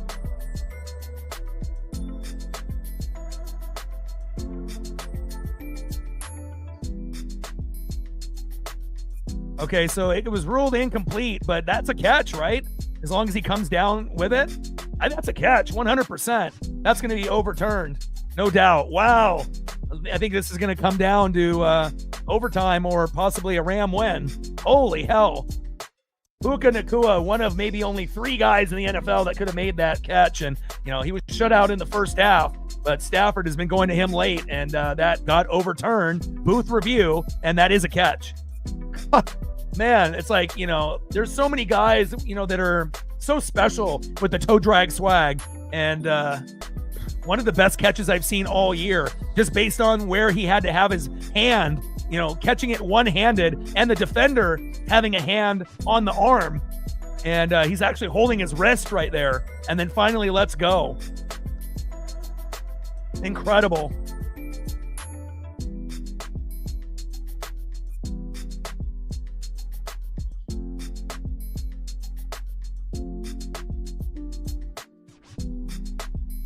All right, so now the call is being upheld, and they're going to call it incomplete. Wow.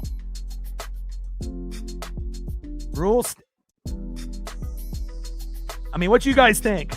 Is that a catch or is that incomplete? Looked like a catch to me.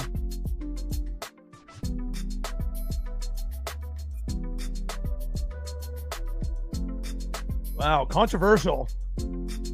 Again, we could have that play, ran and called it either way,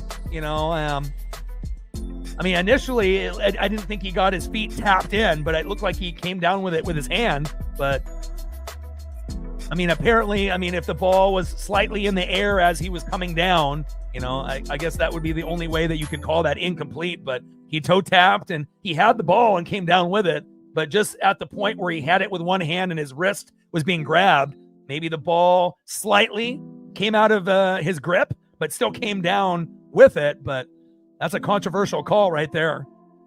And then timeout number 3, the last timeout by the Falcons called. And it's 27-24 Atlanta with 5 seconds to go.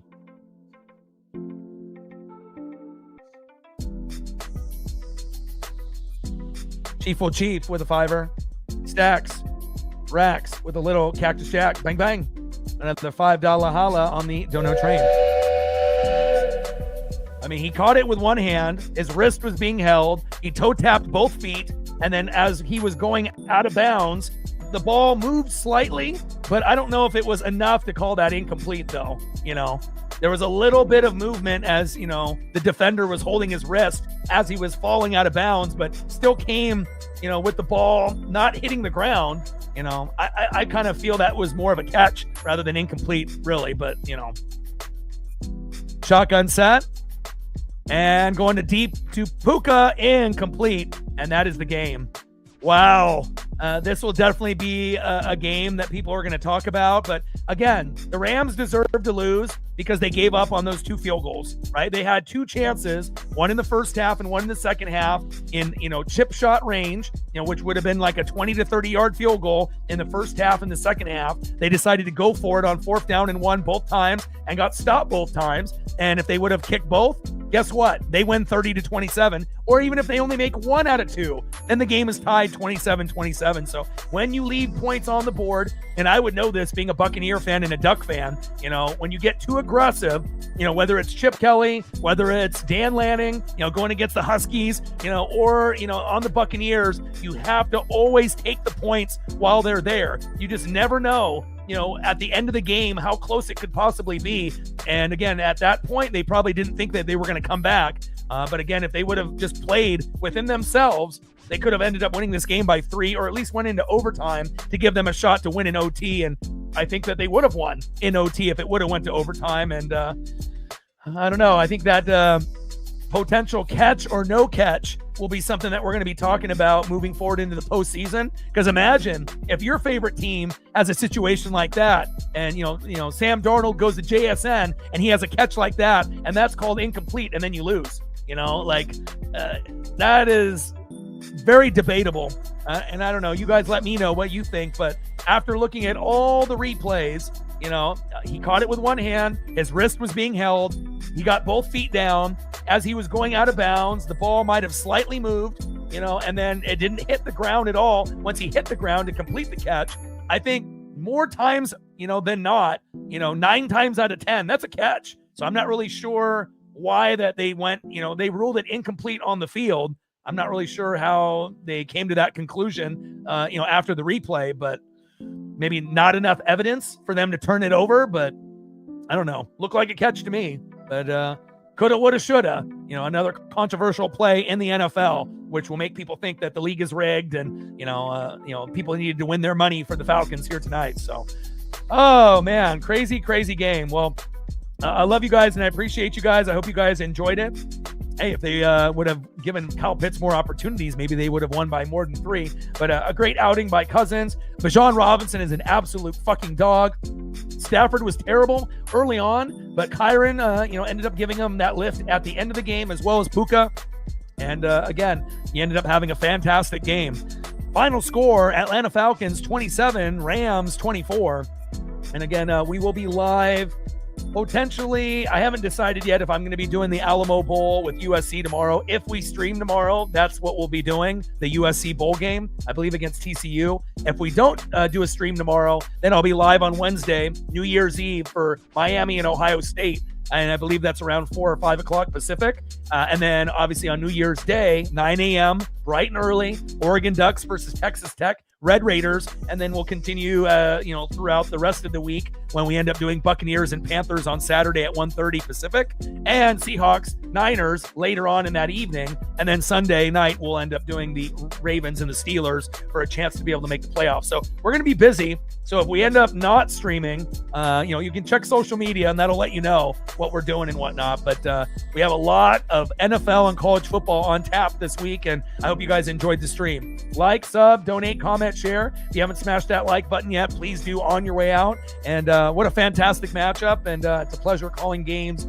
for all of you. And I got one question for you. Who talk sports like us? Your boy Ryan, Northwest Sports Fanatics. Final score: Falcons 27, Rams 24, and I am out. Okay.